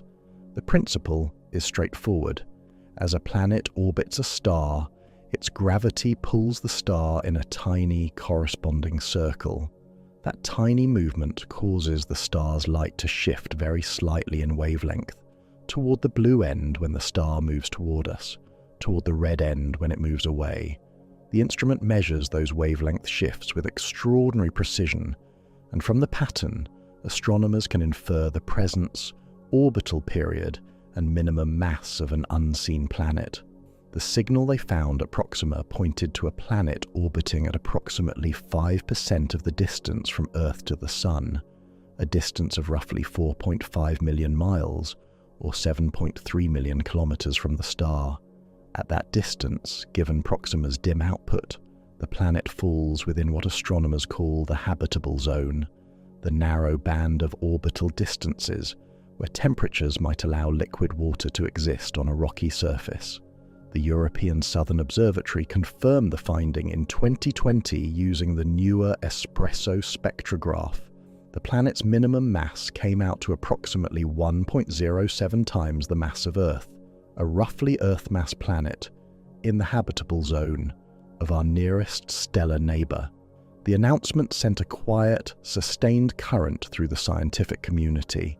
Nothing had quite changed the landscape like this since Kepler began cataloguing distant planetary systems, and humanity first understood that other stars routinely had worlds. But here is the thing that gets quietly lost whenever Proxima b enters the conversation. Habitable zone means one thing, and one thing only. The temperature range at that orbital distance around that star, assuming a planet with an Earth-like atmosphere, is consistent with liquid water existing on the surface. That is the entire definition. It says nothing about whether a planet actually has an atmosphere. Nothing about whether that atmosphere has survived for the billions of years required for life to develop. Nothing about radiation, magnetic protection, geological activity, or tidal forces. The habitable zone is a beginning, not a conclusion. And for Proxima b, the complications begin immediately. The first is tidal locking. Proxima b orbits its star in 11.2 days. At that distance, over that time, the gravitational pull of the star almost certainly locks the planet's rotation so that one face always points toward Proxima and the other faces permanently away. Permanent day on one hemisphere, permanent night on the other. No sunrise, no seasonal cycle. A thin ribbon of twilight where the two sides meet, possibly the only region where temperatures hover in a habitable range. Whether atmospheric circulation could distribute heat effectively enough to maintain liquid water is a question climate models genuinely disagree on. Some say yes, some say the night side freezes, trapping the atmosphere, eventually collapsing it entirely. The debate is real. The answer is unknown. The second is atmosphere.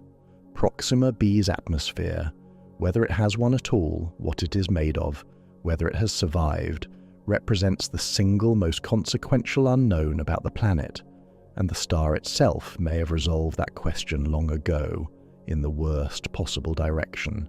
Proxima Centauri is not a quiet star. Our sun produces flares, intense releases of electromagnetic energy from its surface, but they are occasional events, and Earth's thick atmosphere and strong magnetic field absorb the worst of them. The auroras we see at the poles are a consequence of that interaction. Beautiful, not dangerous. Proxima is different in a fundamental way, because of how fully convective it is. Unlike the Sun, which has distinct internal layers, Proxima churns its entire interior in a continuous mixing motion. Its magnetic field is far more tangled, more dynamic, and far more prone to violent release. Proxima Centauri releases flares regularly, not occasionally, regularly. In 2025, a team of astronomers led by Kiana Burton of the University of Colorado and Meredith McGregor of Johns Hopkins University published a study using the ALMA observatory, the Atacama Large Millimeter/Submillimeter Array in northern Chile, that detected 463 distinct flare events from Proxima during just 50 hours of total observation. The bursts ranged from brief low-energy pulses to violent high-energy blasts, emitting across multiple wavelengths simultaneously: X-rays, ultraviolet radiation, and millimeter radio waves all at once. McGregor asked the question directly: what are these flares doing to the atmospheres of the nearby planets? Is the radiation and particle flux large enough to chemically modify those atmospheres, or to strip them away entirely? The research has not produced a reassuring answer. Studies have found that the flare rate on Proxima, combined with the intense ultraviolet flux even between flares, could reduce the ozone layer of an Earth-like atmosphere by 90% within 5 years. The protective layer that shields a surface from harmful radiation would not merely be thinned. Within years, it would largely disappear. After a superflare, an especially violent outburst, the ozone recovery time is measured in years, meaning Proxima b could be struck by the next superflare before the atmosphere has recovered from the last. A high enough flare rate, sustained over geological time, can prevent the formation of a protective ozone layer altogether, and the cumulative effect of X-ray and ultraviolet exposure, both during flares and between them, can erode planetary atmospheres over timescales of billions of years. Proxima Centauri is billions of years old. Proxima b has been orbiting it the entire time. Whether any atmosphere survived that bombardment is genuinely unknown. Scientists do not agree. Some models show that if the planet possesses a strong intrinsic magnetic field, as Earth does, that field could deflect the stellar wind and preserve at least a portion of the atmosphere. Others argue that the proximity of the orbit, combined with the sheer energy of the flares, would overcome any plausible planetary magnetic defense. Both camps are working from real physics. Neither has the close-up measurements that would settle the question. Only proximity provides those, and proximity remains, for now, the one thing we cannot achieve. Proxima b is not alone. In February of 2022, a team led by astronomer João Faria at the University of Porto announced a remarkable result. Using espresso on the European Southern Observatory's Very Large Telescope, they detected a signal at a period of 5.12 days. Its source, a planet now called Proxima d, with a minimum mass of approximately 0.26 Earth masses, twice the mass of Mars. At the time of its announcement, it was the lightest exoplanet ever measured via the radial velocity method. To detect it, the instruments had to register Proxima moving back and forth at less than 40 centimeters per second, slower than a person walking at a casual pace. That is how delicate the measurement was. A star's drift at walking speed, read across 4 light years. Proxima d orbits well inside the habitable zone's interior boundary, even closer to the star than Proxima b. Its chances of retaining liquid surface water are considered lower still, given the proximity and the flare environment, but its existence confirms what the original discovery began to suggest. This system is not just a star with one interesting world. The nearest stellar system to Earth appears to be a multi-planet system. Beyond Proxima b lies a third candidate, Proxima c. Proposed from a reanalysis of archival data in 2020, Proxima c appears to be a super-Earth of roughly 6 times Earth's mass, orbiting on a very long path of approximately 5.2 Earth years. That orbit places it far outside the habitable zone, too cold and too distant for surface liquid water around such a dim star. The signal itself has been contested. A subsequent analysis using different methods could not independently confirm it. Its status remains genuinely disputed. Whether Proxima has 2 worlds or 3, the inner system is dense with small, rocky bodies in a radiation environment that may leave none of them habitable. And then there are Alpha Centauri A and B, 2 sun-like stars, genuinely warm, genuinely stable compared to Proxima, each capable in principle of hosting a temperate world in their own orbital zones. Whether either does remains unknown, not because such planets are impossible or unlikely around sun-like stars, but because detecting small, rocky worlds around Alpha Centauri A and B requires overcoming measurement complications caused by the gravitational interaction between the 2 stars themselves.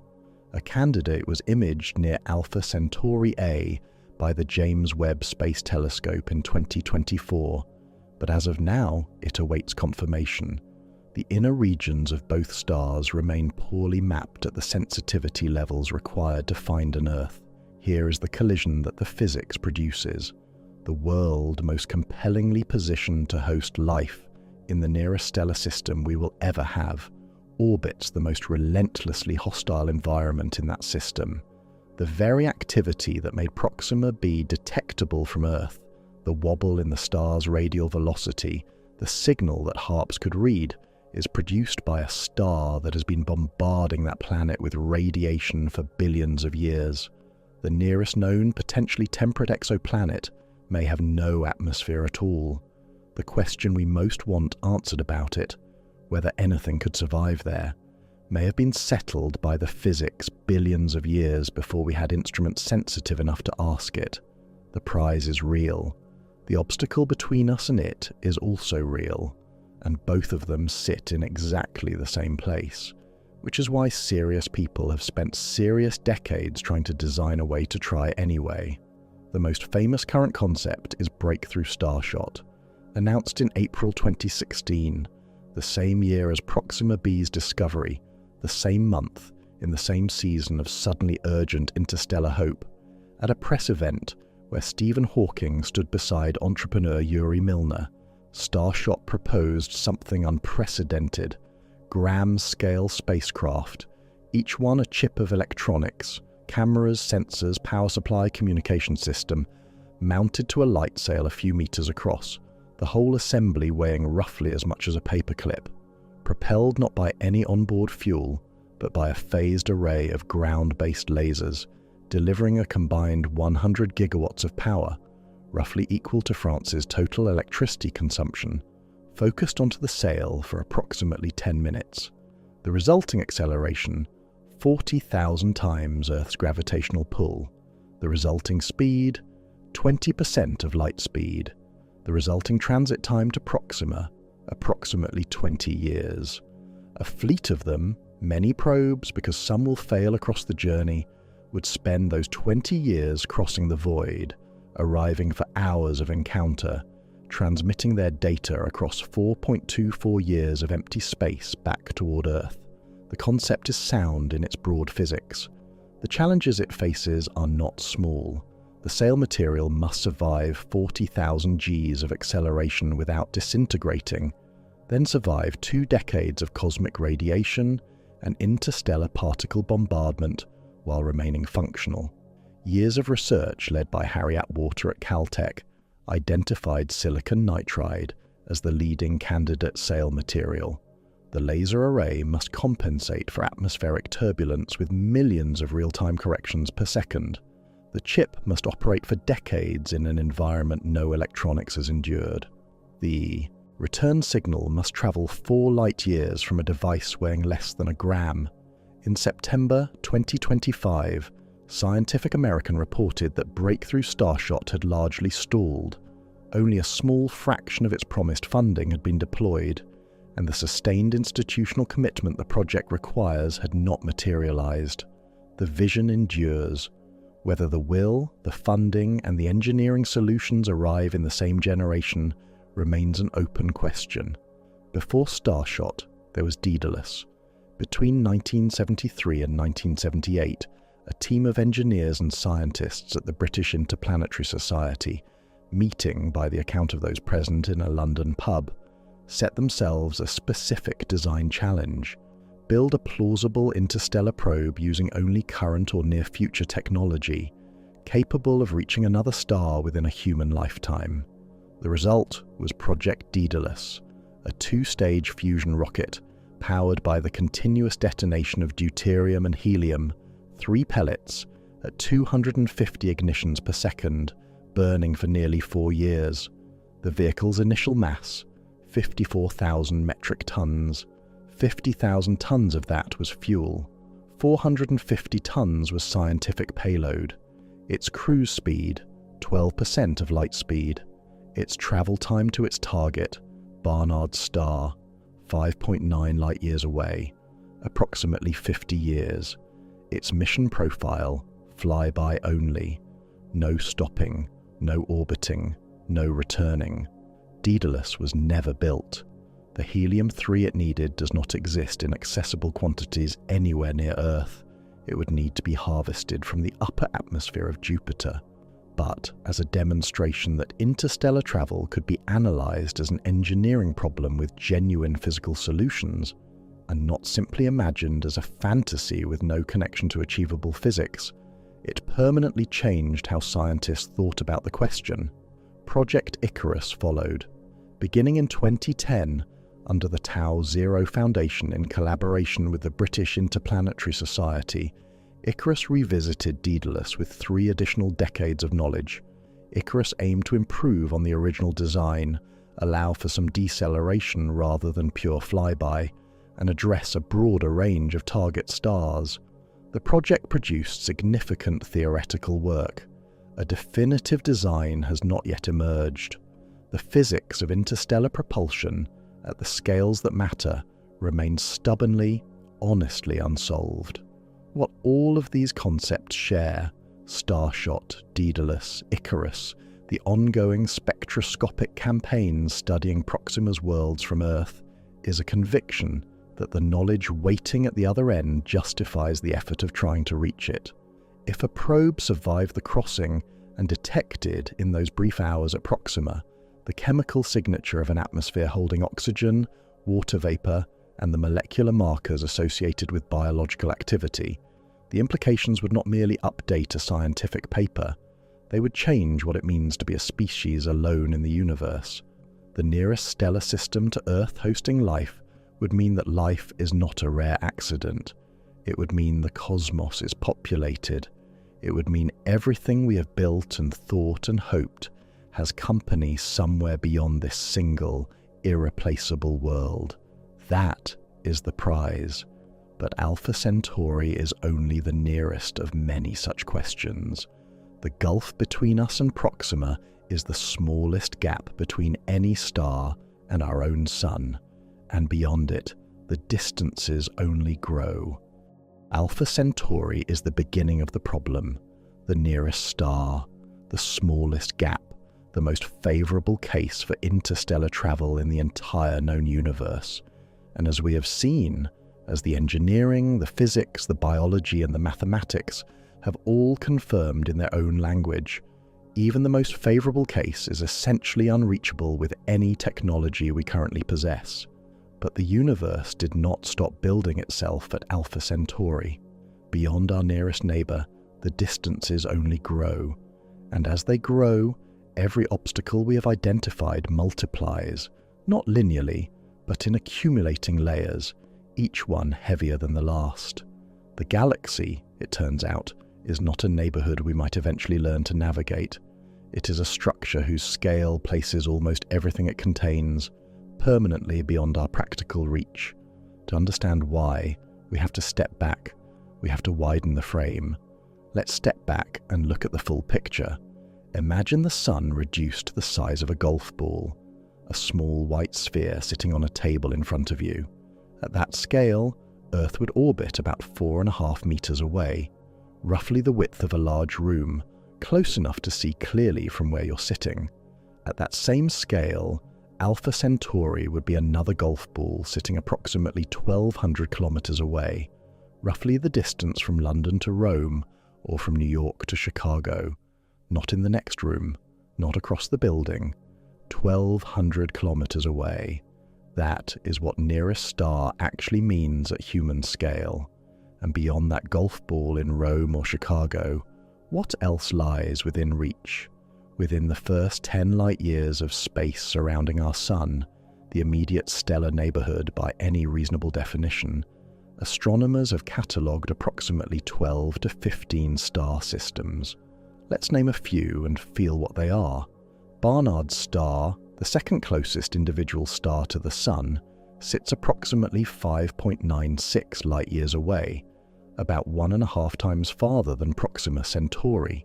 Despite its relative closeness, Barnard's star emits so little light that it remains completely invisible to the naked eye. A person standing outside on a dark night could stare directly at it for hours and see nothing. Barnard's star has been observed since 1916, when astronomer Edward Barnard noticed it moving across the background sky faster than any other known star, the largest proper motion of any stellar object on record, shifting more than 10 arc-seconds per year. That rapid apparent movement is partly a consequence of its closeness, and partly because it is genuinely moving fast, relative to our solar system. Wolf 359 sits at roughly 7.8 light-years, a red dwarf so dim that it has less than 1,000th of the Sun's luminosity, invisible to the naked eye. Lalande 21,185, at 8.3 light-years, is the brightest red dwarf in the northern sky, and it still requires binoculars to see. The brightest star in the night sky is Sirius, the most dazzling, most dominant point of light in the entire night sky, associated across human history with the summer heat, with flood seasons on the Nile, with the mythological dog that follows Orion across the heavens. Sirius blazes with a luminosity roughly 25 times that of the Sun, and it sits at approximately 8.6 light-years from Earth, only slightly farther than the invisible red dwarfs no one has ever seen without a telescope. This is worth pausing on. The naked eye brightness of a star tells you almost nothing about how close it is. What you see when you look up is not a map of distance. The stars you can see without a telescope are bright, not because they are nearby, but because they are intrinsically powerful, enormous, luminous, energetic suns that would outshine our own star by orders of magnitude if viewed from the same distance. Most of the nearest stars are invisible. Most of the bright stars are far away, within 10 light-years of Earth, roughly 12 to 15 star systems, nearly all of them red dwarfs, a handful visible to the naked eye. Move out to 20 light-years. The count grows but remains sparse by any human intuition, perhaps 80 to 90 systems in a sphere that, at the golf ball compression model, now stretches several thousand kilometers in every direction. At 30 light-years, we encounter Vega, one of the brightest stars in the northern sky, a white star burning roughly 40 times brighter than the Sun, used for centuries as a navigational reference.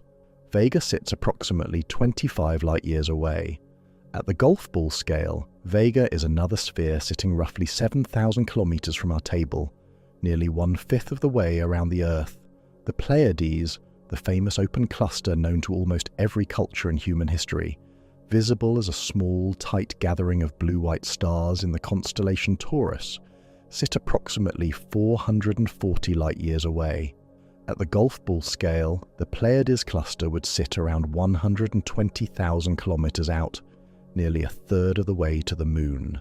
At 1,000 light-years, we have crossed into a region containing millions of stars. At 10,000 light-years, we are approaching the inner structures of the Milky Way's spiral arms, and at approximately 26,000 light-years, moving in the direction of the constellation Sagittarius, toward the dense, bright core of the galaxy, we arrive at the galactic center, the heart of the Milky Way, where a supermassive black hole called Sagittarius A star lurks within a dense swarm of ancient stars. At our golf ball scale, the galactic center would be roughly 7 million kilometers from our table. That scale distance is equal to about 5% of the actual real-world distance between the Earth and the Sun. But on this scale, it represents the center of everything we call home. The Milky Way itself extends across approximately 100,000 to 120,000 light-years from one side to the other. At golf ball scale, that span covers roughly 30 million kilometers, roughly half the distance between Earth and Mars when they are at their closest approach to each other. The entire galaxy of our home, star-forming nebulae, ancient globular clusters, the trailing arms of spiral structure, 300 to 400 billion stars. At golf ball scale, it all fits between Earth and Mars. And beyond, the Andromeda Galaxy, M31, the nearest major galaxy to the Milky Way, visible to the naked eye on a dark night as a faint smear of light in the constellation Andromeda, sits approximately 2.5 million light-years away. At golf ball scale, Andromeda is roughly 700 million kilometers out. To put that scale in perspective, that is almost 5 times the actual distance from Earth to the Sun, meaning that in our model, Andromeda is sitting right around where the real-world orbit of Jupiter would be. The universe continues beyond Andromeda for billions of light-years in every direction. But here is a complication even most space enthusiasts have never considered. The stars do not stand still. Every star in the galaxy is moving, on its own orbit around the galactic center, at its own speed, in its own direction. The stellar neighborhood we observe right now is a snapshot of a configuration that has taken millions of years to reach and will look completely different millions of years from now. Alpha Centauri is actually approaching us, moving toward the solar system at roughly 20 kilometers per second, roughly 12 miles per second. It is closing the distance between us at a rate that, over cosmic time, adds up to something significant. Astronomers calculate that Alpha Centauri will reach its closest point to Earth in approximately 28,000 years, at which point it will be only about 3.2 light-years away, meaningfully closer than its current 4.24. After that, it will begin to recede, moving away on its own galactic orbit until it is no longer our nearest neighbor at all. A few million years ago, Alpha Centauri was too far away to see with the naked eye. It is only in this particular window of cosmic time that it stands within our practical range of discussion. For any interstellar mission, this motion creates a fundamental navigational challenge. You cannot aim a probe at where a star is now. By the time any probe traveling at any realistic speed crosses the gap, the star will have moved. You must calculate where the star will be at the time of arrival, which requires precise knowledge of its velocity vector, its current trajectory, and any gravitational perturbations it may undergo along the way. For a mission traveling at 1% of light speed, already far beyond anything we have built, the crossing to Alpha Centauri takes roughly 425 years. Over 425 years, Alpha Centauri moves appreciably. A small error in the launch angle, a fraction of a degree off from the correct aim, compounds across that span into a missed distance measured not in miles but in billions of miles, or billions of kilometers. The probe would arrive in empty space and continue past, with no ability to correct course and no possibility of reaching the target. The galaxy is not a fixed map. It is a dynamic system, every element of it in motion, every trajectory complicated by forces that shift over the very timescales interstellar travel would require. Planning a real interstellar mission is not an exercise in pointing at a dot in the sky. It is an exercise in predicting the future position of a moving body across timescales longer than recorded human civilization. And so, inevitably, the mind turns to shortcuts. If the distances are this large, and the physics this demanding, and the timescales this immense, surely, somewhere in the equations, there is a door, a passage, a way through rather than across. Science has produced several candidates. Each one carries real mathematics. Each one also carries a problem that has not been solved. The most famous is the warp drive, specifically the Alcubierre drive, named for Mexican physicist Miguel Alcubierre, who in 1994 published a solution to Einstein's field equations describing a bubble of space-time that could, in principle, contract space ahead of a spacecraft, while expanding it behind, allowing the vessel to effectively surf on a wave of spatial distortion rather than move through space in the conventional sense. Within the bubble, the physics remain local and subluminal. Nothing inside exceeds the speed of light locally, but the bubble itself could in principle move faster than light relative to distant observers without violating Einstein's constraints. The mathematics is genuinely interesting. Physicists take it seriously as a theoretical object. The problem: sustaining the bubble requires exotic matter, a form of matter with negative energy density that contracts and warps spacetime in the precisely required direction. No such material has ever been observed in nature. The energy requirements in the original formulation were estimated at roughly equivalent to the mass energy of Jupiter, converted entirely to exotic form. Various modifications have reduced the theoretical requirement considerably, but exotic matter with negative energy density has never been created, detected, or demonstrated to exist in the quantities or stability required for any practical application. The warp drive is not a plan, not yet. It is a mathematical object that demonstrates the geometry of space-time permits certain configurations, but the physical implementation of those configurations remains entirely unresolved. Wormholes face a similar structure. An Einstein-Rosen bridge, a theoretical tunnel connecting two separate points in space-time, emerges from the same general relativistic mathematics. Physicist Kip Thorne explored the theoretical possibility of traversable wormholes in detail in a 1988 paper. The finding, Stabilizing a traversable wormhole against collapse requires threading it with exotic matter of the same negative energy density variety required for warp drives. The physics does not forbid the geometry, but the material requirements place wormholes firmly in the category of things we can describe mathematically without having any ability to engineer or even observe. Cryogenic sleep, the idea of suspending human biology in a state of deep cold for the centuries or millennia of an interstellar crossing, remains unsolved for humans. Medical science uses mild therapeutic hypothermia, reducing body temperature by a few degrees for hours during certain surgeries. True suspended animation for mammals has not been demonstrated. The cellular damage that occurs as tissue freezes, the risk of ice crystal formation, the challenge of controlled rewarming, none of these problems have engineering solutions for the temperature ranges and timescales that interstellar travel would require. Mind uploading, the idea of encoding a human consciousness into a digital substrate that could survive the crossing, then be decoded at the destination, remains philosophically and scientifically unresolved at the deepest level. We do not know what consciousness is with sufficient precision to know whether copying it is even a coherent concept, let alone a practical one. Whether a digital copy of a mind is the same mind, or a different mind with the same memories, is a question that neither neuroscience nor philosophy has answered. None of these ideas currently removes the verified distance problem.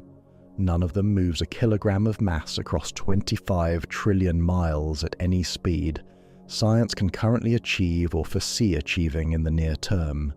They exist as ideas, some mathematically grounded, some philosophically compelling, some speculative, and all of them stand between where we are and where the physics needs us to be. So the galaxy hangs above us every clear night. Its light falls on our eyes, enters our instruments, yields to our mathematics. We have mapped its shape, measured its mass, traced the orbits of its 400 billion stars, detected the gravitational signature of the black hole at its center, identified the remnants of supernovae, the nurseries of new stars, the clouds of gas and dust from which planetary systems form and die. We know it in extraordinary, almost intimate detail, from a distance that makes approaching it, in any meaningful sense, an impossibility with the tools we currently command. The galaxy is not hidden, not mysterious in the sense of being unknowable. It reveals itself constantly at the speed of light through every photon that reaches us from every direction. What it withholds is not information. What it withholds is presence. You can know the address of a place across an uncrossable ocean. You can know the exact coordinates, the exact appearance, the temperature of the air on any given day. What you cannot do is stand there. Distance at these scales is not an absence of knowledge, it is an absence of reach, and that distinction between knowing and reaching, between observing and arriving, carries an implication that this story has been quietly building toward all along, because we are not alone in facing these distances. Every civilization, anywhere in this galaxy, would face the same physics, the same rocket equation, the same speed of light limit, the same energy requirements, the same time scales. If intelligent life exists elsewhere, and the statistical arguments for that possibility are serious enough that entire scientific programs have been built around searching for it, then those other intelligences stare out at the same unbridgeable gaps we do. They see the same stars we see. They face the same walls, which means the distances that trap us might also trap them. And if that is true, it raises a question that the physicist Enrico Fermi famously asked over a lunch table in 1950, in words that became one of the most quietly disturbing questions in all of science. If the universe is so large and so old, and the conditions for life seem to arise so readily, then where is everyone? In the summer of 1950, at the Los Alamos National Laboratory in New Mexico, the physicist Enrico Fermi sat down to lunch with 3 colleagues. The conversation had drifted toward flying saucers, a subject that was generating considerable public excitement at the time, and somewhere in that casual, sunlit conversation about interstellar visitors and the nature of intelligence in the universe, Fermi asked a question that has not stopped reverberating since. "Where is everybody?" His colleagues recalled it as something that emerged suddenly, almost without warning, an observation wrapped in the form of a question, spoken with Fermi's characteristic mix of playfulness and precision. He wasn't asking where his lunch companions were. He was looking up, in his mind, at the scale of the universe we have spent this entire journey examining, and noticing something that the numbers made impossible to ignore. The galaxy is old, roughly 13.6 billion years old, based on the ages of its oldest stars. Our own solar system is only 4.6 billion years old, which means the Milky Way had 9 billion years of history before the Sun even formed. Billions of years during which stars lived and died, planets formed and possibly cooled, and intelligence, if it arises at all from the chemistry of living worlds, had ample time to appear, grow, and reach for the stars. And Fermi knew enough mathematics to know what that implied. If even one civilization in the galaxy had developed interstellar travel at speeds far slower than light, at speeds we ourselves might realistically achieve in centuries or millennia, and if that civilization had spread from one star system to the next, and the next, and the next, the entire galaxy could be colonized in a few million years. A few million years. That sounds long. Against 13+ billion years of galactic history, a few million years is not even a rounding error. A civilization that started just slightly earlier than us and traveled just slightly more efficiently than we currently dream of should have had time to fill the entire galaxy before Earth's continents had finished taking their present shape. So where are they? This question, which in the decades after Fermi's lunch would come to be formalized as the Fermi paradox, is not a philosophical idle thought. Scientists have taken it seriously enough to spend 60 years listening for an answer. The search for extraterrestrial intelligence, SETI, began in earnest in 1960, when astronomer Frank Drake pointed the 85-foot radio telescope at the Green Bank Observatory in West Virginia, at 2 nearby sun-like stars, and listened for artificial radio signals. He found nothing then, but the search did not stop. For more than 6 decades, astronomers around the world have turned instruments toward the sky and listened for narrow-band radio signals of the kind a technological civilization might produce, for laser pulses that would stand out against the diffuse glow of starlight, for any pattern in the electromagnetic spectrum that the known laws of physics could not explain without intelligence. In 2016, the Breakthrough Listen initiative launched the most comprehensive SETI effort ever conducted, a 10-year program targeting the 1 million nearest stars, the nearest 100 galaxies, and the plane of the Milky Way itself, using some of the most sensitive radio telescopes on Earth. No confirmed signal of extraterrestrial origin has ever been detected. Not one. Not across 60 years of searching. Not across thousands of stars, multiple galaxies, vast regions of radio spectrum. In 2019, researchers using the Parkes telescope in Australia detected an intriguing narrowband signal, Breakthrough Listen Candidate 1, or BLC1, from the direction of Proxima Centauri. For a brief time, it generated genuine scientific attention. Later analysis identified it as radio frequency interference generated here on Earth, another carefully sifted false alarm, dissolving under scrutiny. The sky, listened to across more than half a century with increasingly sensitive instruments, has returned silence. And this is where the story we have been telling connects to something much larger than interstellar engineering, because there are 2 broad families of interpretation for this silence, and they do not resolve into each other cleanly. The first family says the silence is evidence that we are alone, or nearly alone, that intelligent life is extraordinarily rare, perhaps vanishingly rare, in the universe, and the absence of signals reflects the truth of that rarity. Life may arise easily from chemistry. Complex life may arise less easily.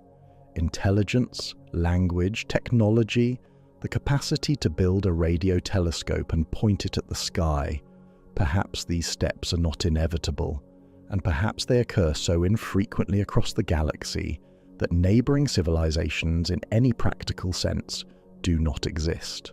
The second family says, the silence is not evidence of absence. The galaxy is vast beyond any radio search we have conducted. Our SETI efforts have sampled a vanishingly small fraction of the electromagnetic spectrum, a vanishingly small fraction of the sky, for a vanishingly short duration against the age of the universe. Signals may be present that we have not looked for, in frequencies or modalities we have not considered, from directions we have not yet examined with sufficient sensitivity. The absence of a signal in 6 decades of searching tells us something, but it is not a definitive answer. Both positions are held by serious scientists. Neither has been proven. The debate is genuine, unresolved, and deeply important. But there is a third possibility that the story we have told across these 8 chapters makes unavoidable, one that does not require aliens to be absent or silent by choice, one that the physics itself produces. Consider what we have learned. The nearest star is 25 trillion miles away, 40 trillion kilometers. The energy to reach it at any speed that matters to human planning is beyond anything we currently command. The timescales required exceed recorded civilization. The hazards multiply with speed. The communication delays isolate any mission from its origin. The braking problem makes stopping at another star almost as hard as getting there. And every one of those barriers is not a human problem. Every one of them is a physics problem. The speed of light limits all information. The rocket equation binds all mass-based propulsion. Kinetic energy hazards scale with speed for any material object in any interstellar medium. Radiation damages biological tissue regardless of the civilization's origin. Time dilation, dust, navigation error, power decay. These are not engineering failures waiting for better engineers. They are features of the universe itself, applying equally to any intelligence that emerges anywhere within it. This means that if other civilizations exist, and almost no serious scientist is willing to say with confidence that they do not, those civilizations face exactly the same walls we face, the same 25 trillion miles to their nearest neighbor, the same rocket equation, the same speed of light delay, the same energy costs, the same choice between flying past a star and stopping at it. Distance at these scales may be the most powerful filter the universe possesses, not a filter that destroys intelligence, but one that contains it, that holds each flowering of mind inside its own small system of stars, separated from every other flowering of mind by gulfs that even the most advanced technology may never fully bridge. Star systems as islands, dark oceans between them, life on each island perhaps, looking up and seeing the other island's lights across the water, and never across any amount of time building a boat large enough to cross. That is the most unsettling implication of the distances we have measured. Not that we are alone, but that we, and everything else that has ever thought and wondered and reached for the stars, might be permanently and irreversibly separated from each other by the scale of the universe itself. The silence is not necessarily an answer. It may simply be what distance sounds like, but here is where the weight of the journey turns, and something more important than despair becomes available. What we have traced across this entire story is the verified reality of a specific distance, from here to Alpha Centauri, in every dimension that distance carries meaning: the miles, the time, the energy, the isolation, the silence. We have not exaggerated it. We have not understated it. We have looked at it directly with the best tools science has produced, and we have allowed it to be what it actually is. And even with all of that understood, even with the nearest star acknowledged as effectively unreachable by present technology, the work of understanding continues, and it matters. We can build and launch probe missions that push the boundaries of what instruments can observe. We can continue exoplanet science, pressing the sensitivity limits of our spectrographs until the chemical fingerprint of another world's atmosphere comes into focus from Earth. We can develop propulsion concepts, not because any one of them will certainly work, but because the engineering constraints of interstellar travel are genuine intellectual frontiers, and frontiers produce breakthroughs that no one anticipated. We can fund and expand the SETI search, widening the frequencies, improving the algorithms, pointing our instruments at regions of the sky that have never been carefully listened to. And we can do something that requires no launch vehicle, no propellant, no decades of travel. We can simply look. Every photon from Alpha Centauri that enters a telescope lens on Earth is a message that crossed 25 trillion miles to reach us.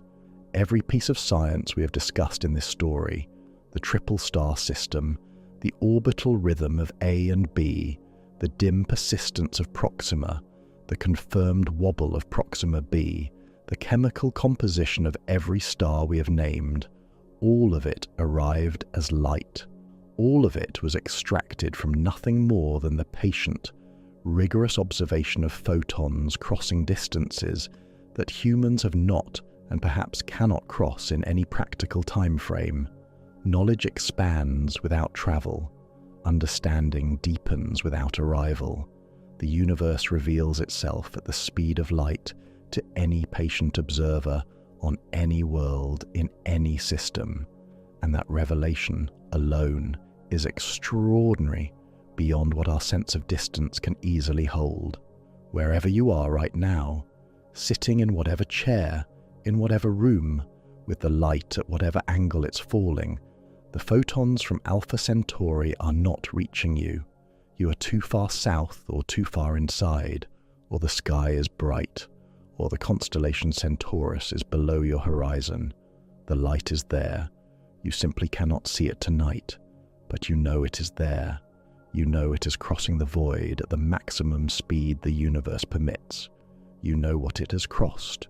You know what the distance means, in miles, in time, in energy, in isolation, in the silence it produces. You know more about what separates us from that light than any human being who ever lived before the last century. That knowledge is not small. Knowledge of a true thing, even an unreachable true thing, is not nothing. At the beginning of this journey, there was a point of light in the southern sky, steady, patient, indifferent to being watched. Most people who have ever looked at it saw what we are built to see, a single bright star nearby by some standard we did not examine, close in a way we did not interrogate, a promising destination, a neighbor, a place. Now you see it differently.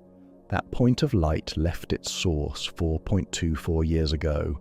It has crossed 25 trillion miles of interstellar vacuum, carrying information about 3 stars bound in a slow gravitational dance that began before our sun ignited.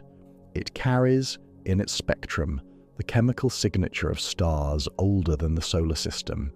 It carries, in its very fact of arriving, proof that nothing moving slower than it has yet crossed the gap between there and here. And it is beautiful, not despite the distance, not in spite of what separates us from it, because of it, because the light's survival of that crossing, the fact that it reaches us at all, that the information encoded in its photons makes it across 25 trillion miles of nothing and enters an instrument we built and decodes into knowledge we can use. That is an extraordinary thing to be able to witness. The light has not gotten closer. The distance has not changed. What has changed is what you understand the light to be carrying. We have traveled a long way together in this conversation, from a point of light in the southern sky to the physics of propulsion, From the history of parallax to the silence of the SETI search, from the ethics of generation ships to the flares of a red dwarf star, from the Fermi paradox to the nature of what it means to know something you cannot reach, you have held all of it. That is not nothing. Not everyone who looked at that bright point of light ever thought to ask what it actually cost to close the gap between here and there. And you did, and now you know. Earth is the only world we know of that holds life, not the only world we suspect, not the only world worth looking at, the only confirmed one, the one we have measured and walked and catalogued and damaged and repaired and damaged again and continue to inhabit. The interstellar dream, the desire to reach another star, to know what waits there, to plant something of ourselves across the gap, is a genuine and serious aspiration. Probes, missions, research programs, the slow, patient accumulation of knowledge about propulsion and materials and the interstellar medium, all of it matters. All of it belongs to the serious work of becoming, over centuries and millennia, a civilization that understands its own neighborhood well enough to one day traverse it. But that work takes place here, on this world, with resources that exist here, in communities that exist here, under a sky that belongs to us, and to everything that has ever evolved on this planet since the first cell divided in an ancient ocean. Earth is not a waiting room for somewhere better, not a launching pad for a future escape, not a problem to be solved by leaving. Earth is the living home of the only intelligence we have ever confirmed in the universe, and what we do with it, what we protect and build and understand and share here, matters as much as any trajectory we might one day point at the stars. The distance to Alpha Centauri is 25 trillion miles. It means time, energy, isolation, and uncertainty in every direction. It separates us not just from a star, but from whatever might orbit that star. And if other minds look up from other worlds in other systems, the same distances separate them from us, and from each other, and from any conversation or encounter that the word contact implies. The nearest star reveals our cosmic loneliness. And yet, look at what we have done with the light, with photons that crossed 25 trillion miles and entered our instruments and allowed us to name 3 stars, measure their masses, detect their planets, estimate their ages, map their flares, calculate their motions across the centuries, and build an entire physics of what it would mean to cross the void to reach them. We cannot go there. Not yet. Perhaps not in this century. Perhaps the barriers are harder than any generation alive today will see overcome. But the light still comes, patient, uninterrupted, crossing the same gulf it has always crossed, arriving at our instruments and our eyes and our carefully upturned faces, as it has arrived since long before we had the instruments to catch it, or the language to name what we had caught. The stars remain visible, they remain beautiful, and they remain almost impossibly far, which is precisely why understanding the distance in full, without softening it or dressing it as something more manageable than it is, turns out to be one of the most genuinely extraordinary things a mind can do. The distance is worse than you thought, and knowing that, clearly, completely, without retreat, is where wonder begins. There is something you already knew before any of this, not the light years, not the rocket equations, or the flare-battered surface of a world we may never see up close. Something older than all of that. The specific feeling of knowing exactly where something is, knowing its distance, its name, what it looks like from here, and still not being able to cross to it. You have felt that before, in people, in time that has already moved past you, in things you loved that lived just beyond the edge of what was reachable. The universe, it turns out, has been practicing this same thing at a much larger scale. 25 trillion miles is simply the cosmos doing what life has always done to us, placing something real and visible just past where we are able to go. But tonight, you looked at it directly. You didn't soften the distance or pretend it was smaller than it is. You sat with it, and that is not nothing. Thank you for making this journey with me. Genuinely. If it meant something to you, a like and a subscribe are how you let me know. It helps more than you realize, and there is more of this waiting for you. The nearest star is still out there tonight, unchanged, unhurried, and you have always known exactly what it feels like to see something clearly and still not be able to reach it. Sleep well tonight. The light has been traveling toward you for 4 years. It will still be crossing when you wake. Good night.